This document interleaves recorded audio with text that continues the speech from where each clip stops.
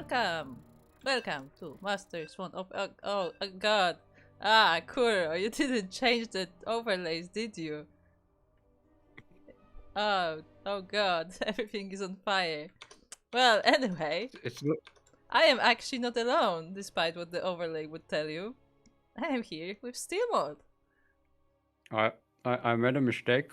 I absentmindedly, just before we started the cast, just took a bite of a breadstick. Yeah. So I'm chewing. Good one. Very professional. Very professional. Look, we're so professional right now. Everything is okay. We are here with Master Swan Open. That's totally not code for Giants Cup as it says. Why is nothing updated? I thought I checked it before the stream. How? What happened? What happened? Anyway, we are here for Master Swan Open. And... Yes, oh, okay, starting to sing. There you go. And we are here in the first of our series, the first of our best of threes, where we are on Winter Madness LE, and in the bottom right corner we have our red Terran player representing Insane Master Killers. Although I'm searching the cobwebs in my brain. And coming from Guatemala, I believe. Right? Right. Guatemala! It is. Wow. Was it not Guatemala? Did I? It is. Okay.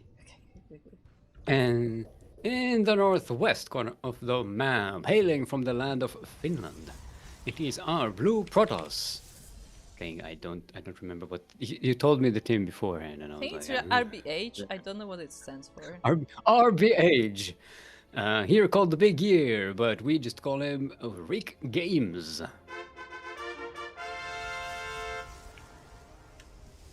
I wonder if it's a reference to Rick James. No idea. The musician. Kind of a legendary and also controversial figure in music. Okay. I don't even know who that is, so I cannot help you there. He made at least one really famous song that I'm blanking out on, that was sampled in Hammer Time. Ah, okay. You know that? Yeah. That's a sample from his original song, which I don't remember now. Okay, interesting. No, that's like so before my time that I would have no idea. Oh, like the Hammer Time is before my time. That is before my time. Both of these times are before my time. I don't know, Stick. How are the dinosaurs? Anyway, he also went to jail for stuff. It was like very...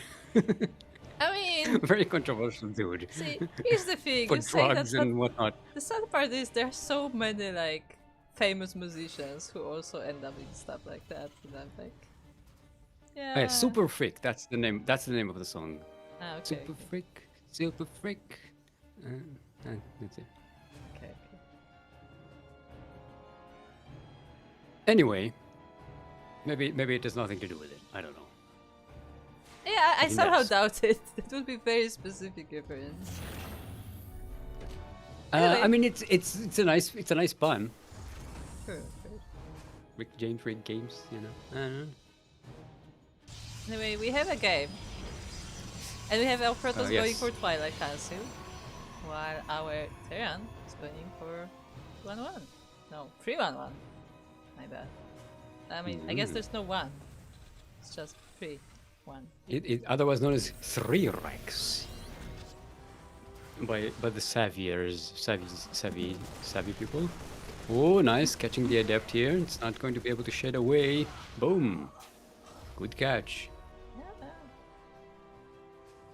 Catch indeed. Anyway, Regames is going for you know, the thing with the zealots, charge. There we go. You go.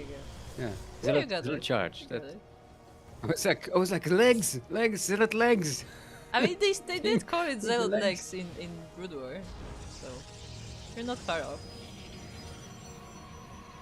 I think they call it leg augmentation or something, right? Or Yeah, but like people call. cybernetic Oh no. legs.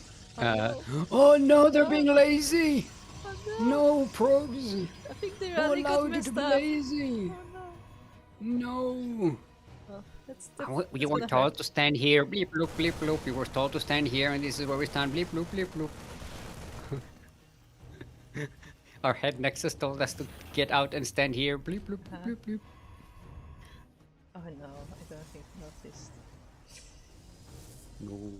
Oh no! Oh, there's another one. Okay. Oh, now I okay. noticed. Oh, maybe it was gathering them for a task force. True. Like you don't want to send probes alone, you know? Like it's safer to go in groups. And like, we're waiting for our friend. It's fine. Do you have a reservation? It's okay. We have a reservation for 3. Hello there. Also, hello, Aistan in chat. Everybody is still alive. Still mold. Still like the still is metal mold, mold. like the thing. Still is mold. Moldier than ever. Oh, hello SCVs. I guess we're moving out together with all these SCVs.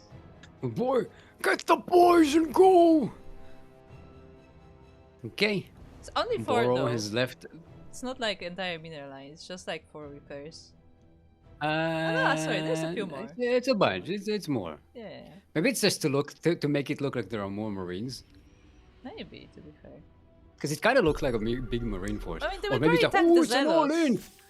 They will It's attack an the all in. The Zealots. boys are coming. Oh, the rest of the boys are coming? Oh, I see. But the force fields actually work against the Zealots as they cannot get to the Terran army. And the SCVs do tank the charges from the Zealots while the Marines and Marauders at the back are doing the damage. And it looks like Rick Games is almost out of an army here. Another Widowmine shot takes more units out. And Boro can continue the push, even brings in some reinforcements. Oh, this looks over. The reinforcements for Rick Games get immediately sniped. Now they're just spawn camping. Yeah, there are 2 new gateways over here, so we'll have some production, but yeah, it's not enough. GG's code, Bora will be taking game number 1. Very nicely done. Now this is what I call a sum in, right? Yeah. You didn't bring all the boys. You bring some of the boys. True. But yeah, I do like it. I do like it. The zealots, the SCVs at the front to tank the zealot charge, which takes away a lot of the damage and mobility that they have, and that just gives that little bit of extra DPS for the Marines and Marauders to do the damage. Let's give them a little bit more time to do what they can. Do you want to start a party? Maybe I'll make it a little bit. Yeah, it's fine. We'll start the party for the easy next bit, yeah. series. It's fine. Okay. So we remembered predictions. We did. Well, I did. I say we both remembered it. Yes, No, yes, true, who true. reminded You you? did too. Who reminded you just 2 seconds earlier? Okay, Don't you just take credit for memory? Between the both of us, there's a chance we actually remember one thing. It's like this one brain cell dedicated to memory. Yes. I was about to say Yaku and Alex have a brain cell between them, and I forgot their names. Yeah, true. Give No, me it was back the my s- yeah, brain it cell, was the group. same I'm brain trying to speak.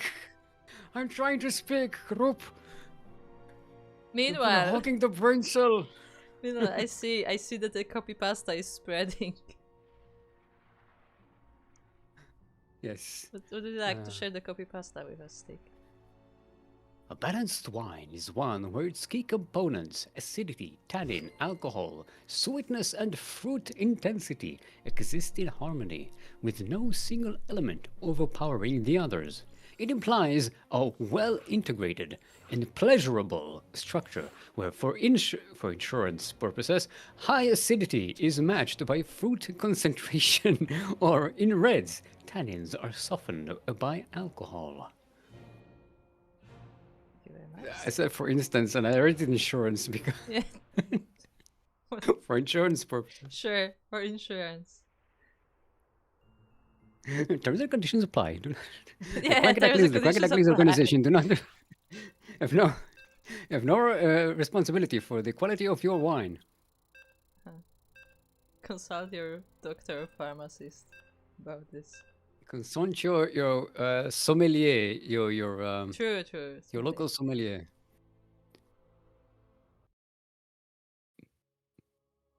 But yes, for those who wonder what the pasta was about, it was somebody was asking about balance whining. So the chat has delivered. You can.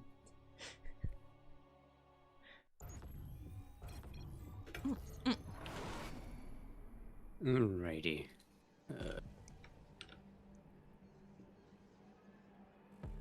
Welcome everyone to the Old Republic, where it's always spaghetti night, and well, bingo is once a week. It's on Wednesday, so don't be confused. But spaghetti actually it's not always spaghetti night. It's spaghetti night 5 days a week. But on Fridays and Saturdays we have lasagna. So it's sort of kind of the same as spaghetti, but not exactly the same. We do get confused sometimes. I mean, it's still kind of pasta, right? Oh, What? what? Who are you? In the southwest corner of the map, all the way from the land of Finland. Give it up for our blue protos. It is Rick Games.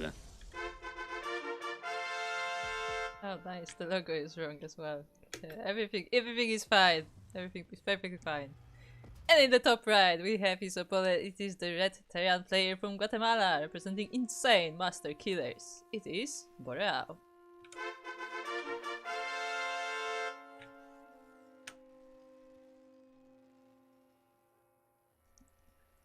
Sorry, I was just fantasizing about being old in an old folk home and just gaming all day.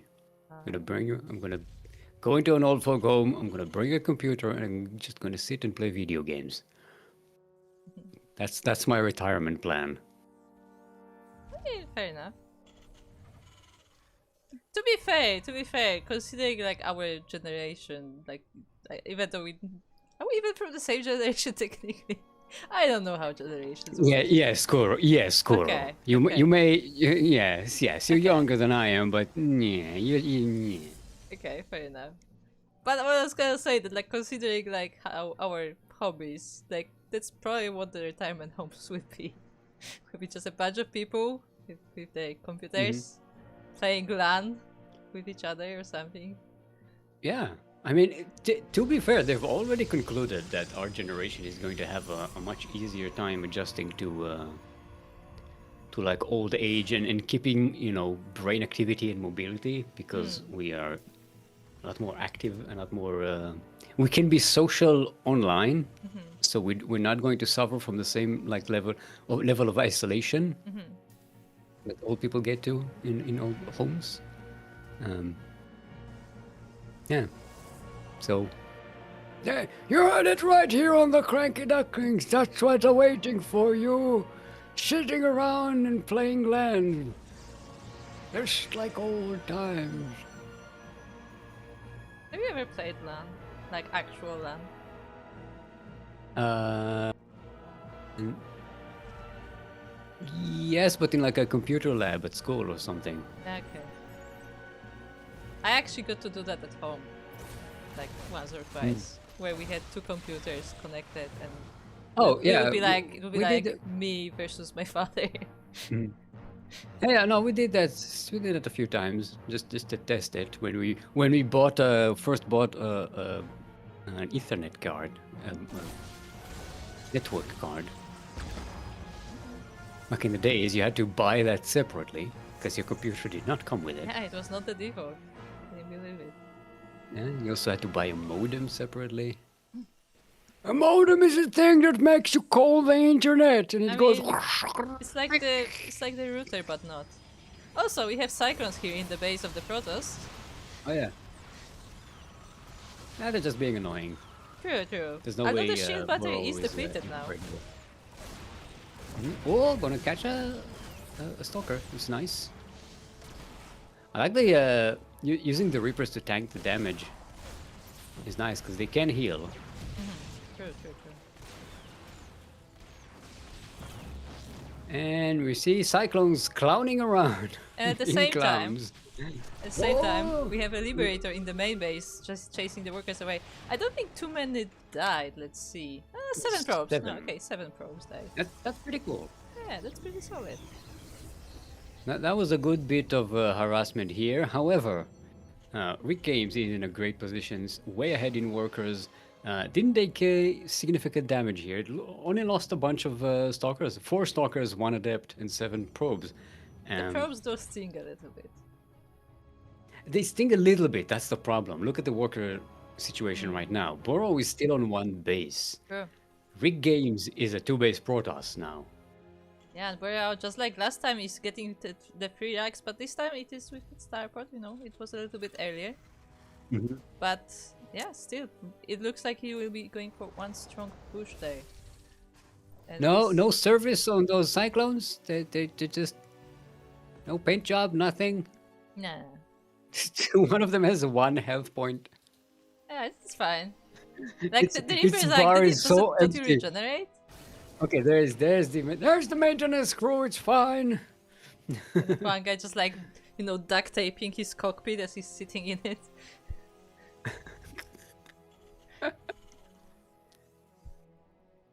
Alright, and it looks like Rick Games is setting up for a bit of a poke into Burrow's main base. Oh, it's checking no... Sees no natural. Yes. Goes ahead and checks the 3rd bases. I think he's like, Or not. oh, I see. There's It's going nothing there. So I think we'll be going back home because he needs to defend this. This is full in. Yeah. Do we have NSCVs left? No, we have a few. Okay, but yeah. Hey, what does Rick Games have? He has a bunch of stalkers, some shield batteries. I would argue he would need more probably. He doesn't need to even defend this 3rd base. Sure, This is just bait. Yeah. He doesn't actually need Burrow to defend attacks the because third base, Boreal only has 1 yeah. base, so it doesn't matter. Oh. He's setting up a surround here, flank. It's gonna come in. It doesn't block the entrance though. The Stalker's coming from the side, but the tanks do get to siege up. An Immortal comes in, but he's all alone and he gets sniped. Burrow might actually make it. Rick Games had so much foreknowledge of this attack, but Yeah, I feel like he sort of didn't. failed. He didn't quite have enough units though to get everything done. But I feel like he should like consolidate them and attack all at once. But unfortunately, they were like kinda desynchronized, and yeah, I was able to deal with them. Now the stock is blinking, try to snipe the tanks, and they're able to get 1, but not the rest of them. Now, economically, they're still good, but yeah, the army of Burrow here is just too strong. 2 of the tanks are still alive, and once they siege up on the main base here, it's pretty much over. Because you can't attack into them, not even with the Blink Stalkers, and there we go. GG's gold. Rick Games saw the attack coming, realized it's an attack coming, but defended the 3rd base, which was absolutely unnecessary. Yeah, That that's was, the I thing. think, the big I don't think mistake he there. realized that he can just completely drop that 3rd base and instead defend at the natural. But I mean, still a valiant effort from Rick Games. Yeah. Good job to Boreal. Very, Fantastic. very strong play from Boreal. Yeah, made units. Walked across the map. GG. It takes build and macro and micro, okay? I know. I'm just teasing the Terrans. Don't. When Terrans win, you have to push them down. They can't feel confidence. Terrans who are confident, they lose. Terrans have to constantly be in a state of panic and misanthropy.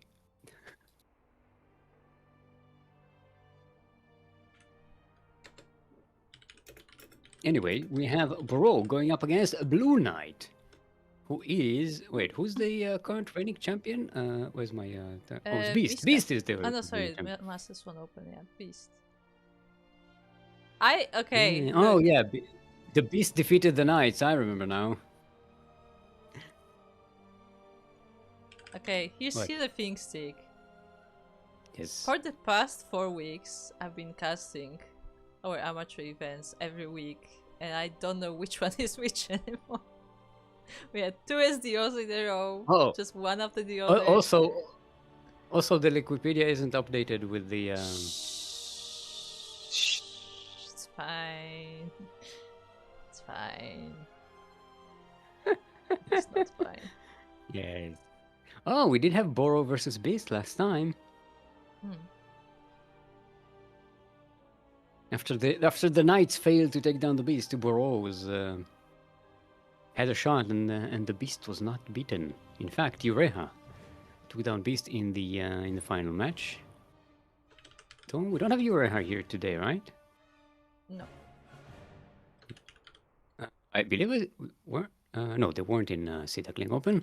They were in the other tournament that we do with the fish. Fish, huh? Yeah, the fish tournament. The fish tournament. We have fish on Thursdays. You mean But it has sparkling to. tuna? Sometimes it has bones, so you have to. Yes, tuna. So you have to be very careful about the bones. Hmm.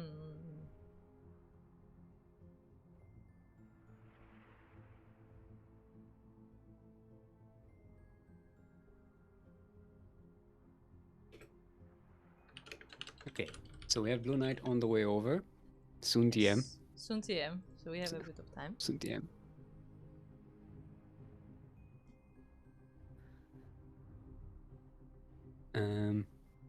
Well, I was looking at the bracket, and the Master Swan open. The previous one was still open. I was like, oh, no, this is confusing. This is not the right one.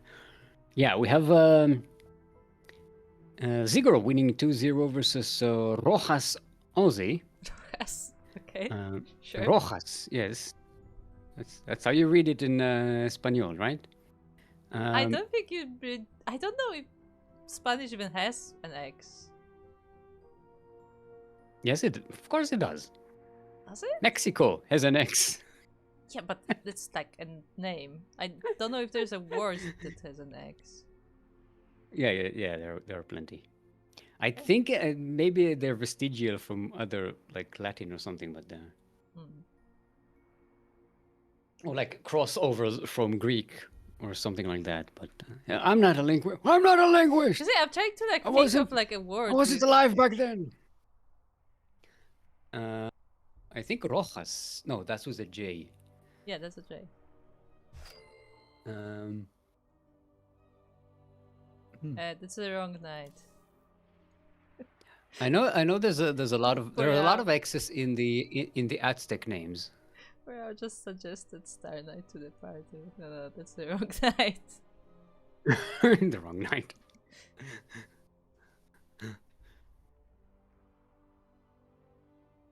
Also, do we want to switch series or do we want to wait? No. Let's continue. Okay. I mean, I don't know how long it may take. I don't know how long. Okay. Blue Knight's still away. I think so. I mean, we'll see.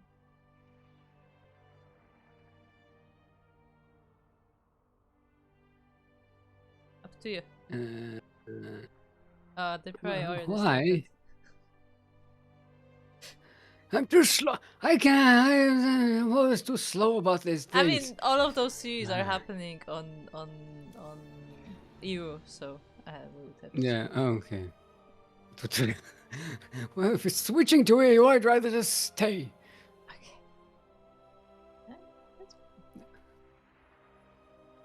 For those who don't know, because you wouldn't know this unless you actually experienced it, but trying to find a lobby when you're a caster can be one of the most stressful things. It's weird because you're trying to catch people before they start their games, This is sort of why I usually insist on running the lobbies, because it gives me like a certain amount of control over the situation, over the pacing. Because then I can concentrate on talking and casting and yeah. So I remember the worst that I had was when I was me and Yaku were doing the community cast for oh, there's Blue Knight. Well, we were casting I think Valencia was it? One of the Valencia Yeah, I think so. Qualifiers or something. And it's the same thing, but there's like 60 different players online, and they are all at the venue. And there's like a bunch of community casters, like I don't know, we were maybe like 20 with different languages and Yeah, there everything. were a lot. But And it was a giant mess.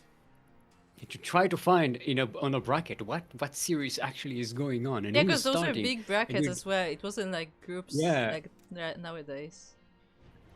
And then you're trying to find players. Sometimes one of the players might be just like on the venue and they just walked away and just started chatting to people and he had no idea that this game is out. But it's like I can confirm that it's it definitely was a such a thing that mess. happens at the venue where It was such a mess. you know what's the best part is when as an admin, like you see like the players there, it's like cool, the players is there, and then you like turn away and then look back and the players is not there. and then he's just gone for the next 15 minutes. It's like, yeah, cool. Yes, for those who don't know, Krupp has been an admin on Katowice, right? In the IEM Katowice? Yes, I was in Katowice. Yes. I was in Katowice She was a twice, ninja in the actually. background. She was one of the player wrangler and ruler keeper. I mean, more of the first one, really.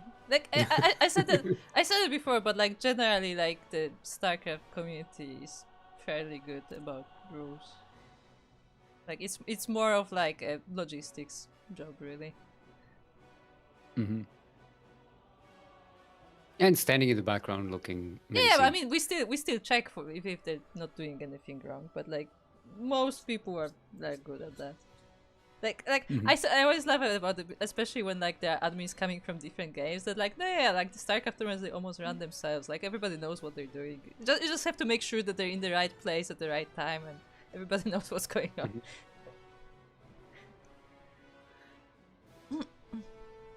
But also, yeah, I suppose once you reach that level. Yeah, like these people have been doing this for years, right? Yeah. Like they know the deal. Like, and like I will say that like cheating is like extremely rare in StarCraft, like in tournaments.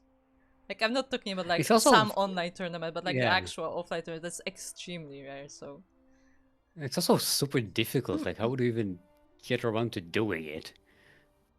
If you can cheat in a StarCraft like an offline tournament, it's probably because the organizer is the one doing something shady, right? I mean, you can still like there's potential risk that like someone could like install like a program that would like, I don't know, map hacks or something. But like that's why like the admins go over everything that's being installed on the computers and stuff like that. Yeah. There are precautions for that. How would you even have access to that like before the game? You just go in, you put your keyboard in and stuff, and then you're on stage and then you play. It's like that's not even. Okay, as we actually loaded into a game. Okay, let me remove this. There you go, and we are. Stick, are you in game? I am here looking. Yes. We're on Tourmaline. Anyway, we are on Tourmaline, and we are in top right corner. We have the first of our players. We have the blue Terran player. Oh no, I brought this on myself. He's from a country that I don't know how to pronounce in English specifically. I thought that was his name. I mean, no, but like, okay, so here's the thing. He is from Bosnia and Herzegovina, and I hope that's how it's pronounced because I can only say it in Polish. Bosnia and Herzegovina. Is it really the accent on the other part? I think it's Herzegovina, but I'm I maybe, you know what? I'll double check. Okay. He is representing Clan Devoid, and it is Blue Knight.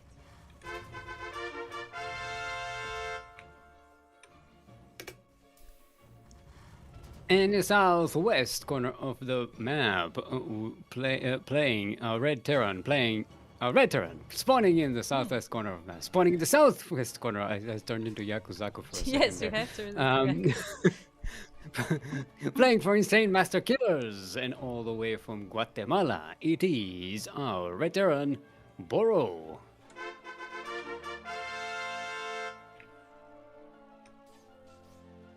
Got distracted by typing and opening up a Wikipedia page because Yes. I don't have the attention span to do one thing at a time, let alone two.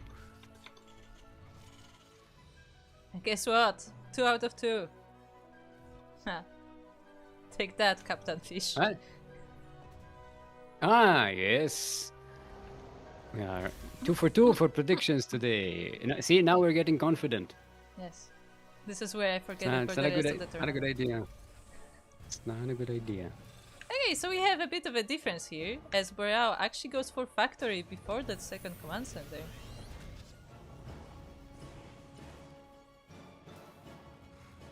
It's a bit of a switch. Then again, it is a TVT, so Yeah, but I we mean, do things a little differently. we still have a command center from Blue Knight, although he does go for Reactor Marines and Strain to factory. Both of them look like they're scared of one of them doing something cheeky, because they're like very tucked in Yeah. their bases. It's a TVT. I mean, hey. I mean, you do want to catch some Scouting Reaper if you can. And although it does look like Boro is going for more than a Scouting Reaper. He's going for a Hellion Reapers opening. Very simple. Very classic. In the meantime, Blue Knight has some lags. Can happen.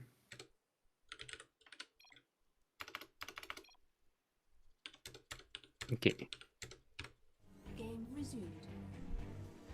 That was a fast countdown. Mm-hmm. Not One, my two, three, not four. my usual Go. read. So it looks like Blue Knight is going for some kind of mech bullshit. Let's call it what it is, right? Sure. No, it's Well, just the guy's Hellions. name. There aren't It's even mech- reactors on these buildings. It's just a few Hellions and a Liberator. I assume he's gonna probably like attack with that force and then transition into something else. Maybe into the.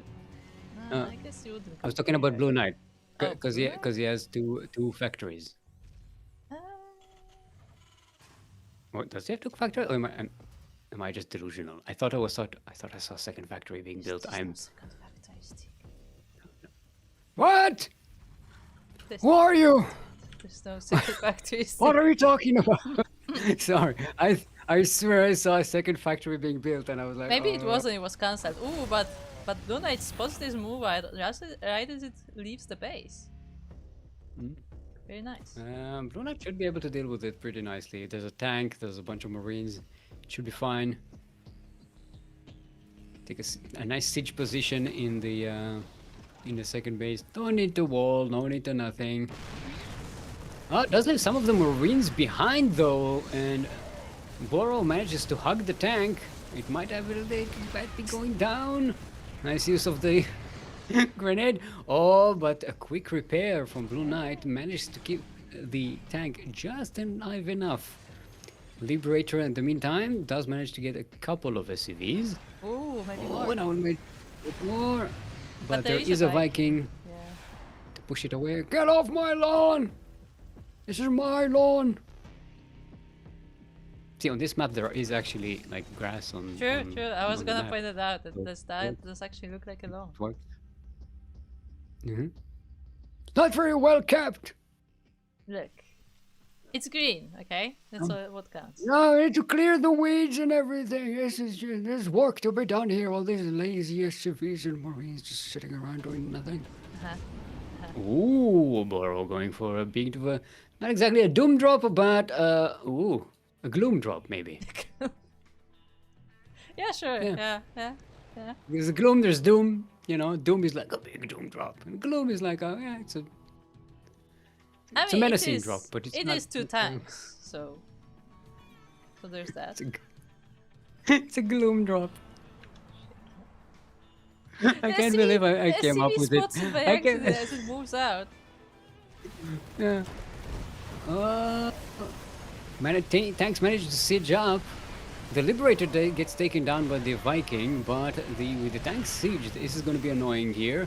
Blue Knight does have his tanks sieged up, but they're quite far away. They need to get in closer. The tanks of Boro are distracted though, and Blue Knight manages to sneak his tanks in and takes the first shot. Yeah, and Boreal lost that medivac, so he has no way of leaving this place. Even though he is on top of the production of Blue Knight, his army will be cleaned up. I thought it was going to land the Vikings in like a really cool cinematic shot, but no. No. Let's take 8 Let the Marines SCVs. on the ground die. What's the damage here? 11 SCVs dead for Blue Knight.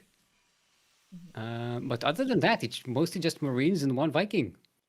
Oh, the And command center Boro was lost a bunch of stopped. tanks. Oh, the command center. It needs. I was trying to find like a construction pun or a joke, and I failed. That's it. Yeah, it's important to point out that Boreal is only now floating his orbital to the natural. Like, this entire time he's been purely on one base. Like, he had the orbital, but not the base itself.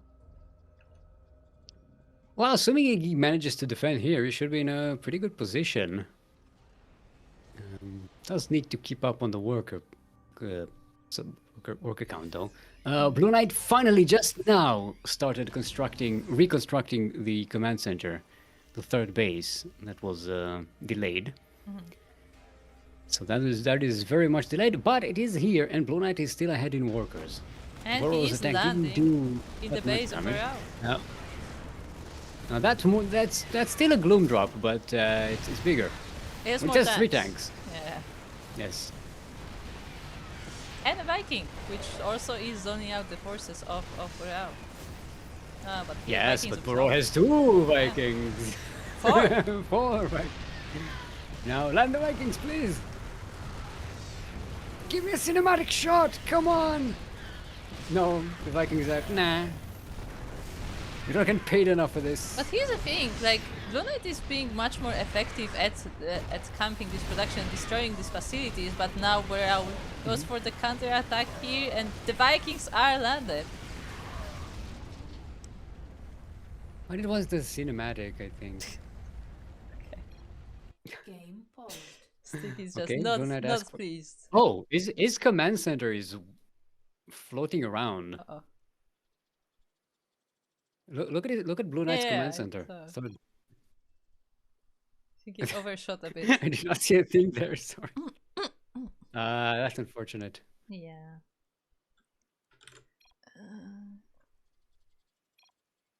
Yeah. Yeah, it seems like Blue Knight is having some control issues because that command center should not be floating about that. Just to go way over there. Game resumed. Okay. Now Boro did take quite a lot of damage here, and Blue Knight does have a 3rd base. Finally, it's landing now. It's fine. Can breathe easy. At his 3rd base. That project ran out with so many problems, so much over budget. Look, they finished it, They had okay? injuries. They had injuries along the way. They had mismanagement of location. It was very confusing. And I mean, again, yeah, still, Blue Knight has that 3rd base, while Boreal has not. Ooh, he's building a turret. Yeah, I sure, why love not? it. Offensive turrets. Who needs Vikings?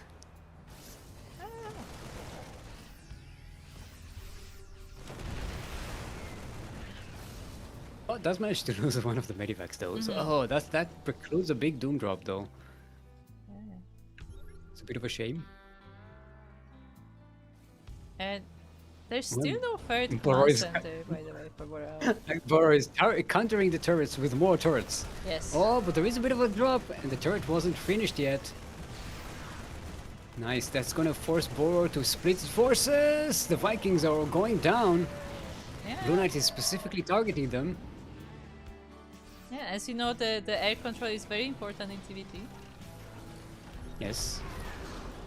The one who has more Vikings and more tanks wins. Is it one Oh, marine? good positioning. Oh, Boro is going for the attack. There's no backup for Blue Knight's tanks here. They will go down, but they still do a ton of damage.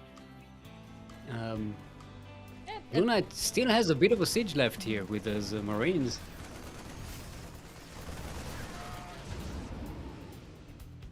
And the tanks do damage, but also it's not just direct damage. It's not just the tanks went down, but also the SCVs were forced off the line. So economically, like Boreal is struggling more and more as well. Exactly, and Boro is moving out on the map, but I don't know if that's. Oh, it's just to clear out Yeah, just a turret. the turret. So you say Now, that? Blue Knight has a. I mean, combat shield wasn't even finished. Oh, for Boro. yeah, probably That's because of all this infrastructure being destroyed. Mm-hmm. Yeah, some of these barracks don't even have an add-on on them. They're pleb barracks. Blue Knight is getting 2 command centers now. Yeah. He's double Why expanding. not? Yeah, because get he's more got the ahead, economy advantage. Went ahead to get double ahead. And now we're setting up for a second attack. Oh, they're gonna catch themselves in the middle here. The tanks are unsieged. Boreal Blue Knight siege doesn't this even time. siege up his tanks. It just stutters forwards, snipes out Boro's tanks, and Blue Knight takes game number 1. Yeah. Nicely done. I feel like it's very important that Blue Knight was constantly had an advantage in bases. Oh. Okay, so Blue Knight got a call.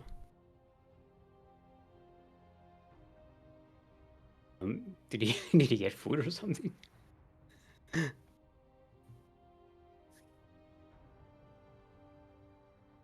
Okay, we'll set up the next game in the meantime. Hopefully, Blue Knight doesn't take too long. And elsewhere on the bracket, we have some new appearances here today. At least names that I don't recognize, which doesn't say much, but you know. We got Jean winning 2-1 versus Modkov. Modkovskst? Modkovskst. Modkovskst.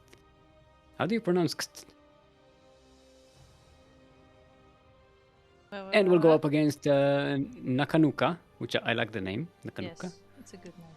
Nakanuka. Nakanuka. And we have the other knight, Star Knight, goes down to Alfir, 2-0.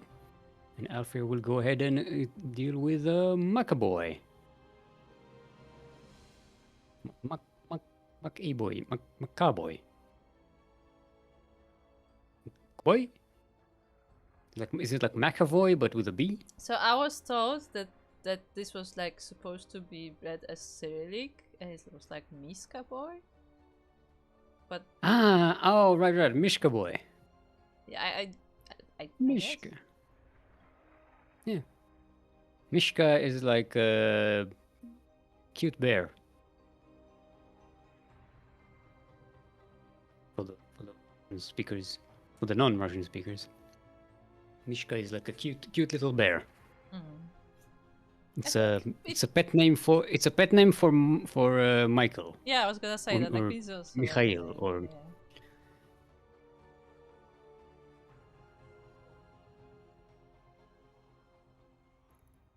And also we have Beast currently up 1 versus Zigur. Oh. Yeah, that So we will may be have another Knight versus Beast.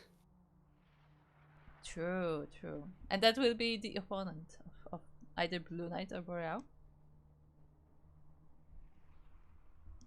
But yeah, I guess considering that we don't know exactly how long this break is gonna be, I guess we will go on a break. Yeah, sure. So we will see you as soon as we have our place, and we will continue this series or the next one. So see you then. Don't go anywhere, because I will not forgive you. You will not. I will not. I know where you live.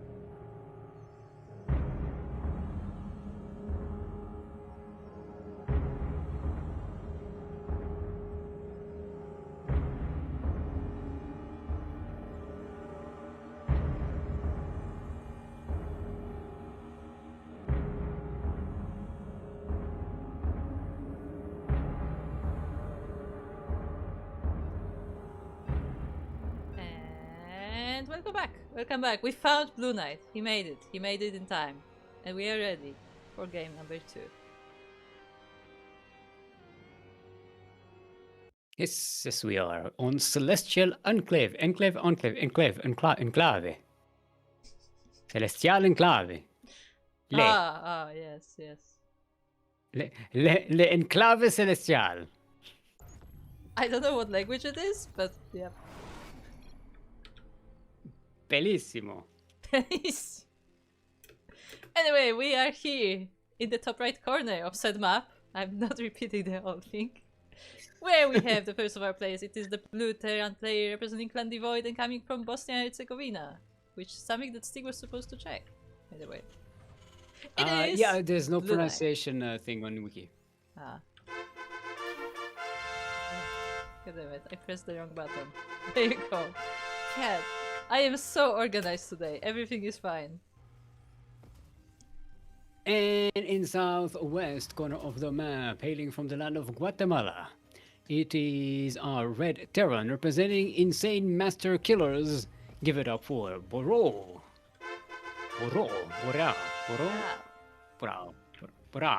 It's like Latin when you have like Borealis. It's like Boreal. Borealis. No, it's Borealis. Okay, look. Something I learned about learning languages is that the more you try to be proper, the less natural it sounds. Okay. So I just don't. You're just excusing the butchery of language. Maybe. You have a self-interest in giving up on pronunciation. The butcherer strikes again. Urge. Urge. It's just First, second, third. it's just I broke my own brain with that one. It's gonna stay with me. Oh, so Blue Knight is getting a seconds based. A naturalist, if you will. Yes. Yes. Oh, we're going Marauders first. Nice. No, we're not waiting for any concussive or anything. I'm going to leave that tech lab for the factory. I was about to say starport because why? Why of course why wouldn't I say starport when it's a factory? I mean, it's flying. It's flying. Close enough. Close enough. Could be an NG bay if it was Brood Wars. It was really, I was gonna say, don't need Brood War though. Back in my day, NG bays were flying. Back when NG bays had wings. Hey, this time Boreal actually does go for a base on location, but it is the pocket base, unlike Blue Knight, who did put his base on the front. Now, I am a big proponent of the half base as a natural base, because I think especially with Terran, because it gives you that little bit of extra safety while still giving you enough resources for that big Terran push, right? I mean, yeah, but if your opponent is has the proper base, then is it really better? If your attack is good, then it really shouldn't matter, right? I mean, your opponent will have more resources for reinforcements, for defenses. But my point is, but for the first big push, it shouldn't matter. The half base will be enough to give you what you need. You're not like fully saturating the natural either way, right? Yes. So you might as well take the safer one. Although on this map, I don't know, with that worker sneak by thingy, yeah, who knows? It's kind of it's an odd situation. Now, you know what is an odd situation is when the Protoss, and not just the Protoss, I'm sure Terran have done that too, but I've seen I think Skills come with a probe through that path and then make a proxy right on the edge of that base. And his opponent did not notice. Yes, That's see, that's why I like taking that base because For vision. you know what's going on. There's no. It's not sneaking up on you. And also, you can transfer that base elsewhere later. It's Darren, you True, know, true. if you really need that command center.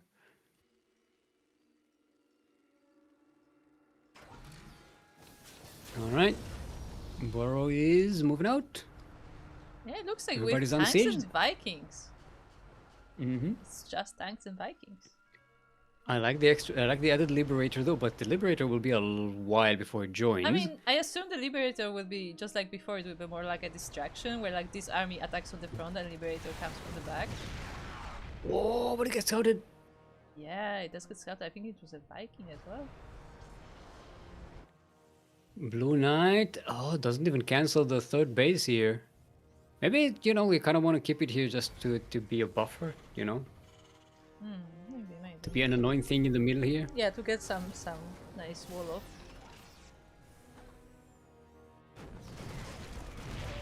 Okay, Blue Knight gets the confirmation. The army is here. One tank is siege, the other is not. The other is trying to find a good position here. Bro does definitely have the air advantage with these 5 Vikings and the Liberator. Oh, Blue Knight is getting turrets, but they'll be a while before they're ready. If Burrow attacks right now, that really wouldn't come into play. Okay, Burrow moves out.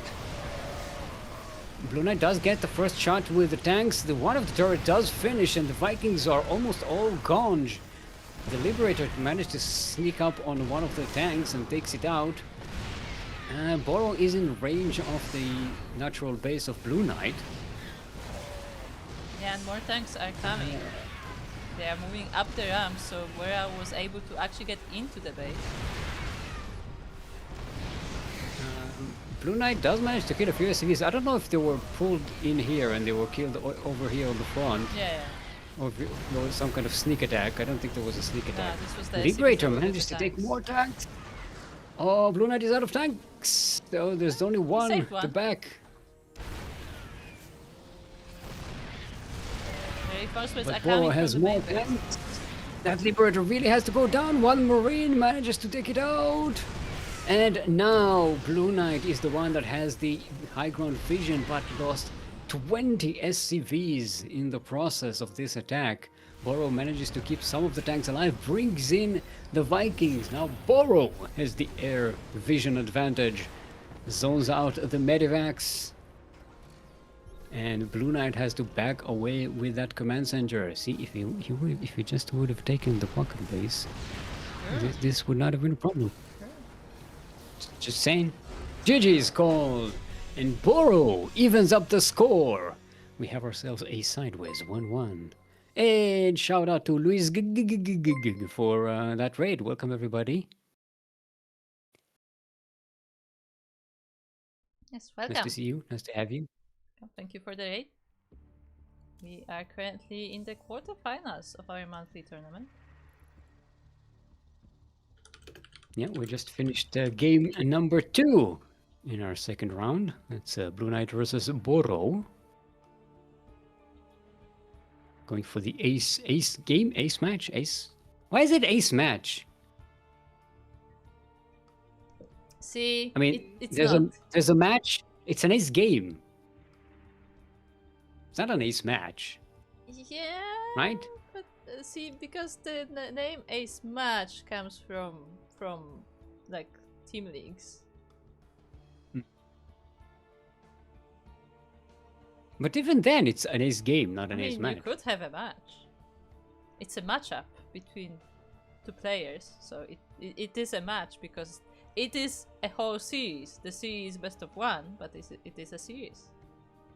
And if you dip it in a little bit of sulfur, then it will definitely be a match. Huh? Get him! Get I him! am speechless.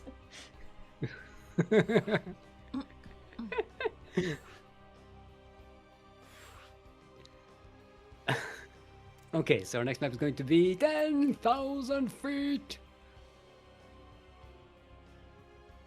Which is either very high or very stinky. Why? Depending on Why? what type of feet we're talking about. I don't know. It doesn't spell No, it. it's You just that, can't like, tell from context. I can tell you that, like, there are at least 2, if not 3 casters who came up with exactly the same idea when they heard 10,000 feet. I'm like, what is wrong with your brains? We don't like stinky feet. It's not wrong. We're not the wrong ones, Kuro. Wash your damn feet.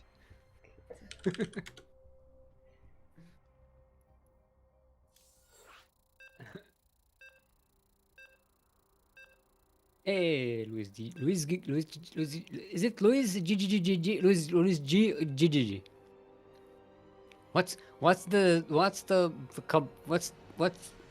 the matrix of G's after Luis? Mhm. I need to know. Yeah. There's no way to roll a G in English, or G. probably in any other language. Luis. If it was on R, it's Luis.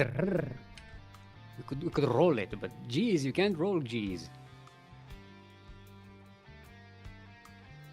What am I clicking on? I forgot all the buttons. Welcome everyone to 10,000 feet, which is very high. Is that like a weed joke? Where? Is that what the kids are doing? They're getting high on feet. Feet. I did not want to go there, but I went there in the northwest corner of the map. Playing for Team The Void, our Blue Terran, all the way from Bosnia and Herzegovina. It is Blue Knight.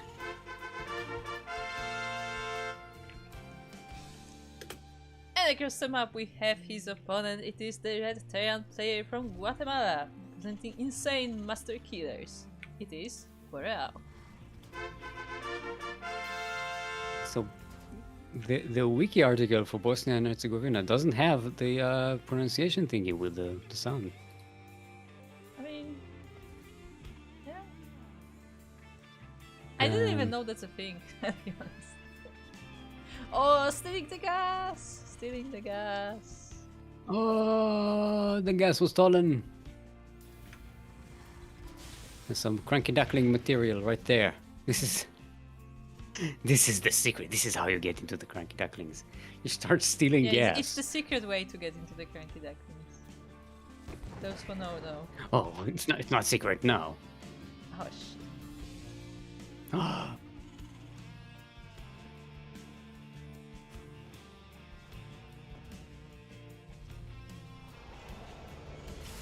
Okay, but once again, Blue Knight is the one opting to go for a command center, while Boreal focuses on the infrastructure, on the production first.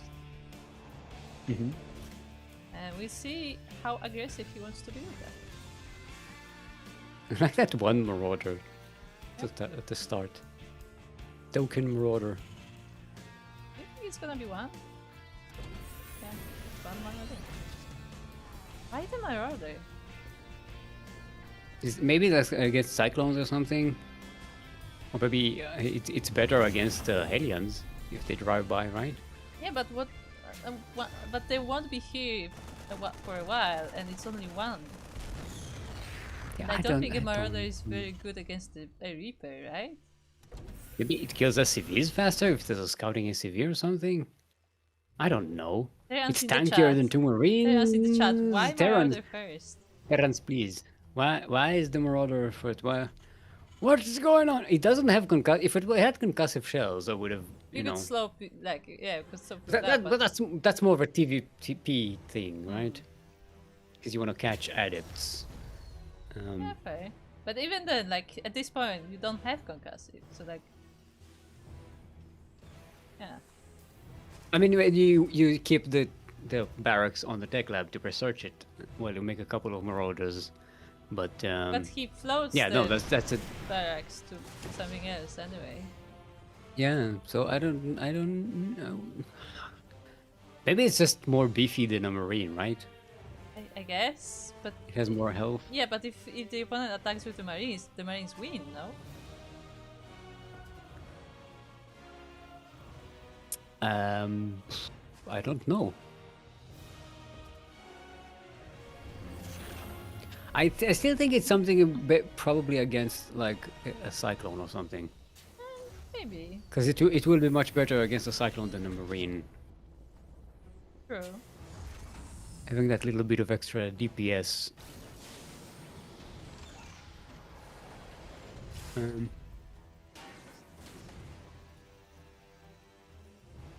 And well, they do tank fire from Hellions, right? Much better than Marines. They have more I health. guess so, but again, like we're talking about a singular unit. Yeah. Well, if it's enough to give you that little bit of extra advantage in that first attack, if there's a quick like Hellion run by. Yeah, I don't know. Oh, look at this tank, nicely tacked in. Oh, like two parent tanks and one little kid tank. Like you know when Yes. parents walk around and they hang the kid, they grab the kid by the hands and Yes, he's hanging with exactly the like hands. that. That's fun.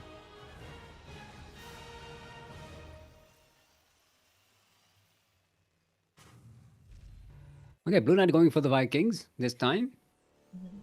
Borrow. Oh, I did get Vikings. Okay, I just Yeah, but- didn't see them. Barao is similar to last time, going for the tanks and Vikings and for this early push with that. Okay, Blue Knight this time does not scout it very early, but does send a couple of units who are four Marines. Oh, I like it. Those Marines will be able to be some kind of harassment True, true. while this attack is going on. Blue Knight did see these tanks though, like early on he saw that there were a bunch of tanks on the front, so he had some kind of knowledge about this potentially happening, and this spotting Marines will see it. Yes, but why two of them? For insurance. That's one. That's one too many. Insurance says you have to have two. They're not Zerglings, Squirrel. All right. Borrow manages to siege here, but quite far away from Blue Knight's tanks, so can't quite put the pressure on Blue Knight at the moment. Does have to use the scans because Blue Knight's Vikings block the way. The Liberator is in, which might be able to put some pressure, but he needs the air advantage first. He might just get it if Blue Knight is not careful, losing some of his Vikings here. There's not a lot of anti-air for Blue Knight at the moment. Yeah, there are And no it Marines, looks like no Borrow nothing. will be able to push. Yeah, he sieges the Liberator on top of the tanks, and as you said, there's no anti-air, so nothing can contest these Liberators. Now more Vikings come in, and they will be able to snipe those of Barao because they are very low, but in the end, yeah, one Viking survives. But Blue Knight doesn't have any tanks here. And just took one Marine, it's not enough. Borrow is unsieged, is able to deal with it pretty easily. Now Siege is up in front of the natural base, can reach the SCVs, can reach the command center. Everything has to be abandoned. Yeah, Blue Knight is forced to escape, to evacuate into the main base. He's working on production here. I mean, sure, why not? He had he needs that army pretty fast. I don't know if he has the resources to actually produce on all that barracks. It's interesting moment to expand the production specifically. I mean, Borrow is giving him the time. Yeah, I mean, there are reinforcements, so I guess Boreal doesn't want to overstate his welcome, but I think he could siege for a little bit more, probably. Now we should mention Blue Knight does have the upgrade advantage. So Blue Knight if he can actually make a lot of bio units, he might actually have a good chance of coming back here. Because look at the upgrade right now. Borrow has nothing. Boreal is only now working on Steam. He's only halfway done, and I mean he doesn't have much of a bio army. Yeah, he has some Marines now. Oh, instead he's going for round number 2. I mean, it sort of has to. If Blue Knight manages to rebuild an army, I think Blue Knight has the big advantage in the next engagement. Yeah, That's why I said that like maybe he should Medivac. have just like kept the Natura under siege, because if you give Blue Mm-hmm. Knight time, he has the better setup for it. Yeah, and this is where that production did come in. Now that he has a the natural setup, he can actually make stuff with all that production. Still, this is a pretty strong force from Boro.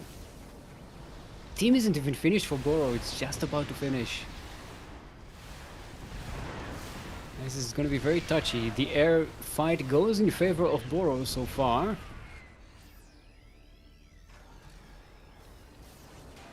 Like to bring in the SCVs to make sure the tanks are in tip-top shape, and the Vikings.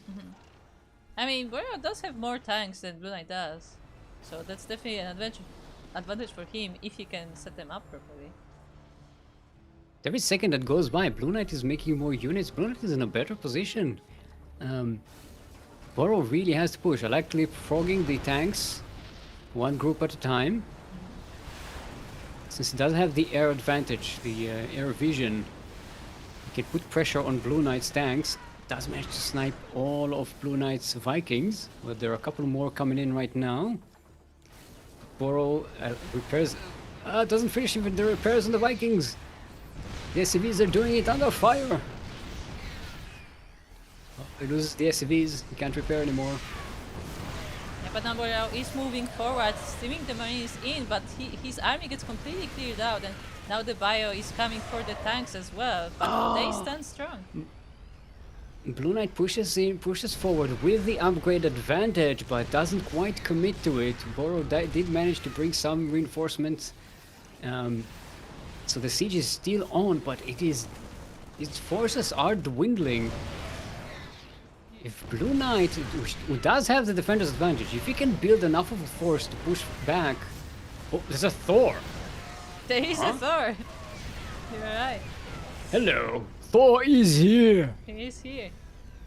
I mean, he dealt with the Vikings, so now that air advantage that Boreal had is gone, so... Oh, he needs to fix that command center! Oh, the Thor manages to doesn't even snipe one tank. Oh, Blue Knight is sending his units one at a time. This is unfortunate. He's just not able to build the massive units.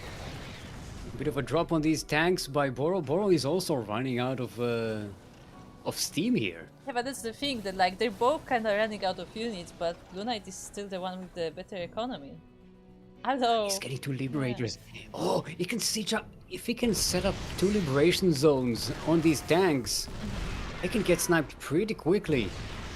Yeah, Just needs enough time to get there. there are only some Marines here in the army for Boreal. He does not have Vikings right now. Yeah, he has not remade them yet. They're on the way. And they won't be able to deal with the liberators because the tanks at the back for Blue Knight will be able to snipe them as soon as they push forward. Yeah, Liberator's in a great position. They have to push the tanks away, and the siege should be lifted here. Oh, Blue Knight wants to chase this army. Oh, this is a nail-biter of a TVT right here. Okay, Blue Knight repositions. Manages to snipe some of the Vikings. The Marines push forward to snipe one Liberator, but almost all of them go down, and one Liberator is still alive. Able to zone out these tanks. Even another Thor comes in. And Blue Knight definitely has the army advantage now and can push forward on the map. Boro brings everything back to try and defend. Oh, he can snipe his tanks. He can snipe his tanks. They're so low. Steam, puppy! Nice catch. Yeah, nice cleanup there for Blue Knight. And what does Boreal has back at home? He has some Marines. Are the tanks Combat coming? shields. No tanks in production, so there won't be any tanks for this event. He pulls all the boys. The boys! And Blue Knight doesn't have a big force here. Picks up the Thor and juggles it a little bit. The Vikings are landing. The Liberator in the sky is killing the Vikings on the ground. What a twist! Yeah, Blue Knight has this. This is done for Boro. His army, his economy is completely gone. And yeah, Blue Knight drops in mules to repair. GG, well played is called. And Blue Knight will just about managed to squeeze a victory here. This was hard fought by both players. Oh boy. Yeah, that was definitely Hey, a very Krupp. close game. Yes? Kuro, remember when DVT was boring? Uh-huh. Yeah, I yeah, remember when I do DVT was remember. boring. Oh, I am now it's scarred. giving me heart attacks. It's almost as bad as ZVZ. GGT. What does GGT stand for? Stick. Good game, Yes. team. Good game, team. Yeah, there you go. There you go. I definitely didn't just mistype. It's fine. Good game, thanks. Good game, Good game, thank you. thanks.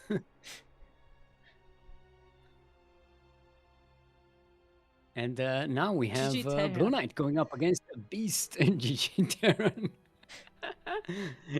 GG TVZ. You also have Jean versus Alfir. I think we'll go with that one, right? Give Blue Knight some time to feed some chickens. something? Yes. We will be going for that series. I just have to find out where we're going.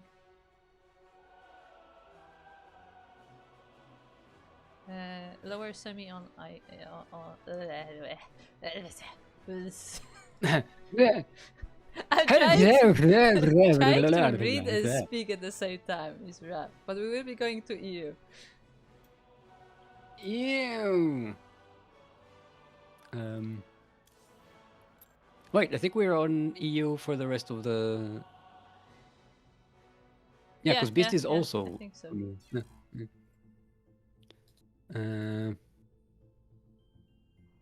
I guess you can tell it to be on EU. Okay. Okay, where are the players?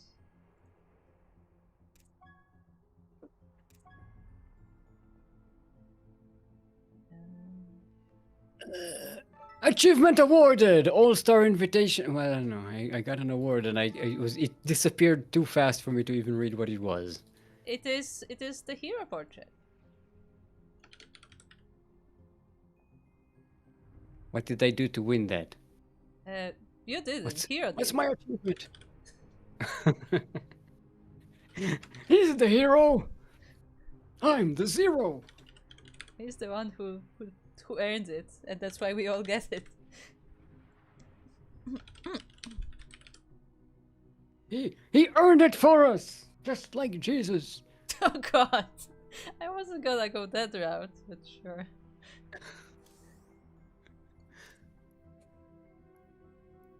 One Marauder versus two Marinans loses. Yeah, I don't know. But that's the question. It's kind of it's an odd opening. Maybe it's just to counter one specific bullshit thing that's happening right that's now, very and I don't know possible. about. Good. Instead of inviting you to party, I open a chat with you. That's good. It's good, clear. I'm just gonna chat to Steam. Okay, let's talk. Let's all chat. I'm typing. I'm just typing. gonna like live report the game to you. It's fine. Dear Kuro, we are on 10,000 feet LE. LE, of course, stands for. Hold on, let me check. I mean, we're joking, but the war, we did have radio casts. We did have before. radio cast once. It is true. That did happen.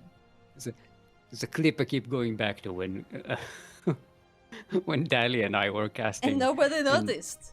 That's the best part. Because I wasn't again, I wasn't in charge of the party. I wasn't in charge of invites. Players were. And I didn't notice that you weren't in the lobby. And you only noticed like a few minutes into the game.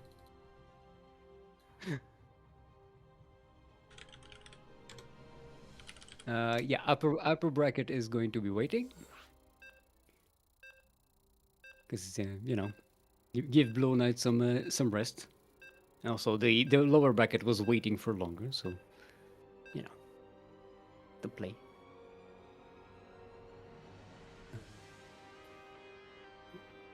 Where's my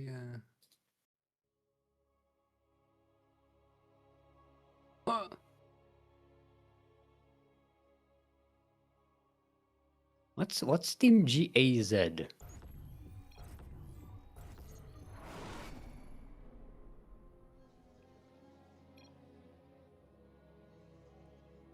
Team Gaz.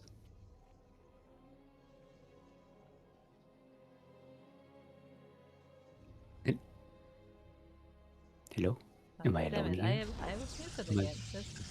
Yeah, I thought so. I figured as much when I was just sitting here alone, talking to myself. So I was gonna say was that we do not know what the full name of the clan is. Like that's just the name of the clan. Like that's what their Gaz. full name stands for. But anyway, we are here. They're the gas, and we're the gas stealers. Ah, they should be. But we are here on 10,000 feet in our semi-finals of Master Swan Open number 101. And in the bottom right corner we have the first of our players. It is the blue Protoss player representing GAZ or Gaz. It is Alfir. And they have a dragon as their decal. Looks like a black metal album. In the northwest corner of the... Oh, it's also from Gat. It's the... Oh, it's a derby.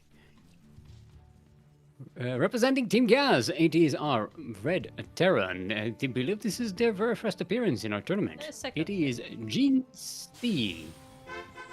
Jinzi. Jinzi? Jinzi. Jinzi? Oh god. Jinzi? I think it's just Jean. I don't know. Maybe they're... Thing. Are they French? They're from Europe, right? I don't know. I mean, it could be French. Who knows? Je ne sais quoi. The avoir. Where? Bonjour. When in doubt, in French, just nod your head and say, where. I can't French. I can't French. Omelette de fromage, omelette au fromage, omelette au fromage. That's a Dexter reference. Dexter's Lab. Not Yes. Dexter, the serial killer. Dexter's Lab, this cartoon. They should do that in both, just to confuse people. I'm pretty sure there are enough jokes about it, like... But it's like Dexter the serial killer, but it's like the cartoon version. Oh god. With his sister Didi.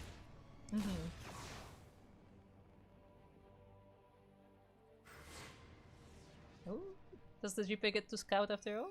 No, there is a stalker there. You see nothing. Yeah, and what he doesn't see is a Twilight can't see. You see nothing but the void. Are you feeling cold, son? 'Cause you got voided. The void is cold again. I don't See, know what look, that was. every time I hear "Cold is the Void," I just remember that meme with the little hat on the stalker. Yes. Cold is the void. Have a sweater. Don't forget to wear a sweater. Yes, Mom. Hey, we have two rights. This is like this is the conversation between Zeratul and that queen. Rashagal. Yeah. Don't forget Did to you wear a see- sweater. did you see The the void is Helios? cold. You see the Helios freaking out? No. I missed it. We were like running in circles. Under the phoenix that is now the hallucinated phoenix that is scouting. This is what happens when Helios try to shoot up. Yes, yes. They just get very confused. But anyway, it looks like it's time for those Helions to go across the map. And what do we have? We have a stalker, we have a sentry. But that is it. Shout out to gas people in chat. Welcome. Yeah, they do show up Oh. every time their players are up in the tournament. They show up full gas. Does that work?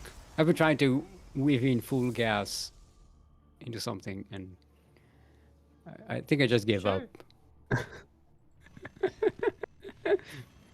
full gas with the Hellions, right? That can work. Yeah. Yeah. The Hellions were not quite able to find a way into the base, and there was nothing yet to damage at the third. So yeah, Alfir looking It pretty good. was probably the wall of stalkers with blink. Yeah, it is a wall of stalkers. But Alpha is switching to charge loss now. We're going into a beef wave, I think. There's no Twilight, Possibly? is there? No Twilight. Well, not Twilight, what am I saying? Templar. Well, there are immortals. That's enough of a beef. Yeah, but you don't get armies? Yeah, that's full beef. Oh, okay. That's full fat beef, not So lean. this is lean. Okay. This is the diet version. I think we made that joke before. You have. I'm pretty sure. I'm pretty sure you have. Lean beef wave. No saturated archons. We do have Robo though. Oh. the hell I does think this that drop shit is in? being. Oh, yeah, but they're very low in health, and the stalkers will get them. They didn't even get one shot out. They'll get confused. The Marines do manage to kill some workers here on the third base, but I don't know if this attack can hold on. Even the medivacs can't evacuate with the blink stalkers here. Well, enough time went by that they can, I guess. Well, they did take down 6 probes, but for losing the entire drop, so it wasn't worth it. I don't think so. It put pressure on the portals, so that was worth it. But that said, they're pretty equal economically. Their army supply is pretty much the same. Composition-wise, I like Alfred's situation better because it is taking forward in terms of unit composition, unit types. We even have Colossus on the way. Yeah. Whereas the Terran is basically just... There are 20 Marines and 1 Marauder, so Jinzi barely even has, like, the basic tech in terms of the Terran composition. And a couple of Widow Mines, which, you know... Yeah, but no, like, I don't know. Look, they can kill you. They're just as likely to kill your own units. Sure. So it's like, you know, it's neither here nor there. It's everywhere. It could be everywhere. Especially with charge lots around, right? Yeah, when they charge into your army. That's true. You know where the Banshee pilot got a cold? She forgot to use her cloak! Got him! You know what? One of these days we need to get Steelmod and Iceland to cast the series. And I'm sure we will get a lot of StarCraft in there. No. I think we'll get nothing done. Ooh, I like that. Yeah, the debate with the Stalkers with Blink back. I mean, the Stalkers weren't supposed to die there, but even if when they died, they still managed to tank the shots and take the Widow Mines out of the fight here. Still, I don't think Alfir has enough to keep on pushing, even with the Colossus. Yeah. It's just one Colossus. It's low cholesterol, and there's not a lot of beef with that army. But I mean, Jansi actually separates some forces and will go for the drop in the meantime. I like it. As Alfir is still trying to figure out a way to push into the base. There are a lot of Marauders in this army, which is definitely working to the advantage of the Terran. Marauder's good unit in TVP. Yeah. Let's just ask Maru. How many TVPs he won just because he had Marauders and knew what to do with them. Alright, good drop here in the main base of Alfir. Brings the entire army back. Might even catch a... Oh, gets the Twilight Council. No, that's the Archive. Twilight Templar... Templar Twilight, yes. Templar Twilight. I know, yeah, that's it. Yes, Templar Twilight. And the entire army of the Protoss comes back. And one Medivac even manages to get away, so... Good job. That was a great snipe there by Jinzi. And get some pylons as well, which sort of supply blocks Alfir for the moment. Oh, Alfir just realizes it and starts putting down pylons. Oh no. That's a very much a lot of delayed production for the Protoss. Yeah, meanwhile, the Terran army keeps picking up pace. More and more Widow Mines. There are no other units coming, although we do have Ghost Academy on the way, so Ghosts will be soon added to the mix. Yeah, I find this a very interesting mix to make it just Marine Marauder Mine. Why not? I have a more important question. Yes. When Dark Templars, you know, when they cloak, they go into the void, right? They phase out into the void. And when ghosts cloak, do they also go into the void? Is it the same cloaking technique? See, here's the thing. We It know looks the that same. ghosts are psionic, so Yeah, it's possible. and that's what I'm saying. Maybe they go into the void. Maybe. But then what about like things like banshees?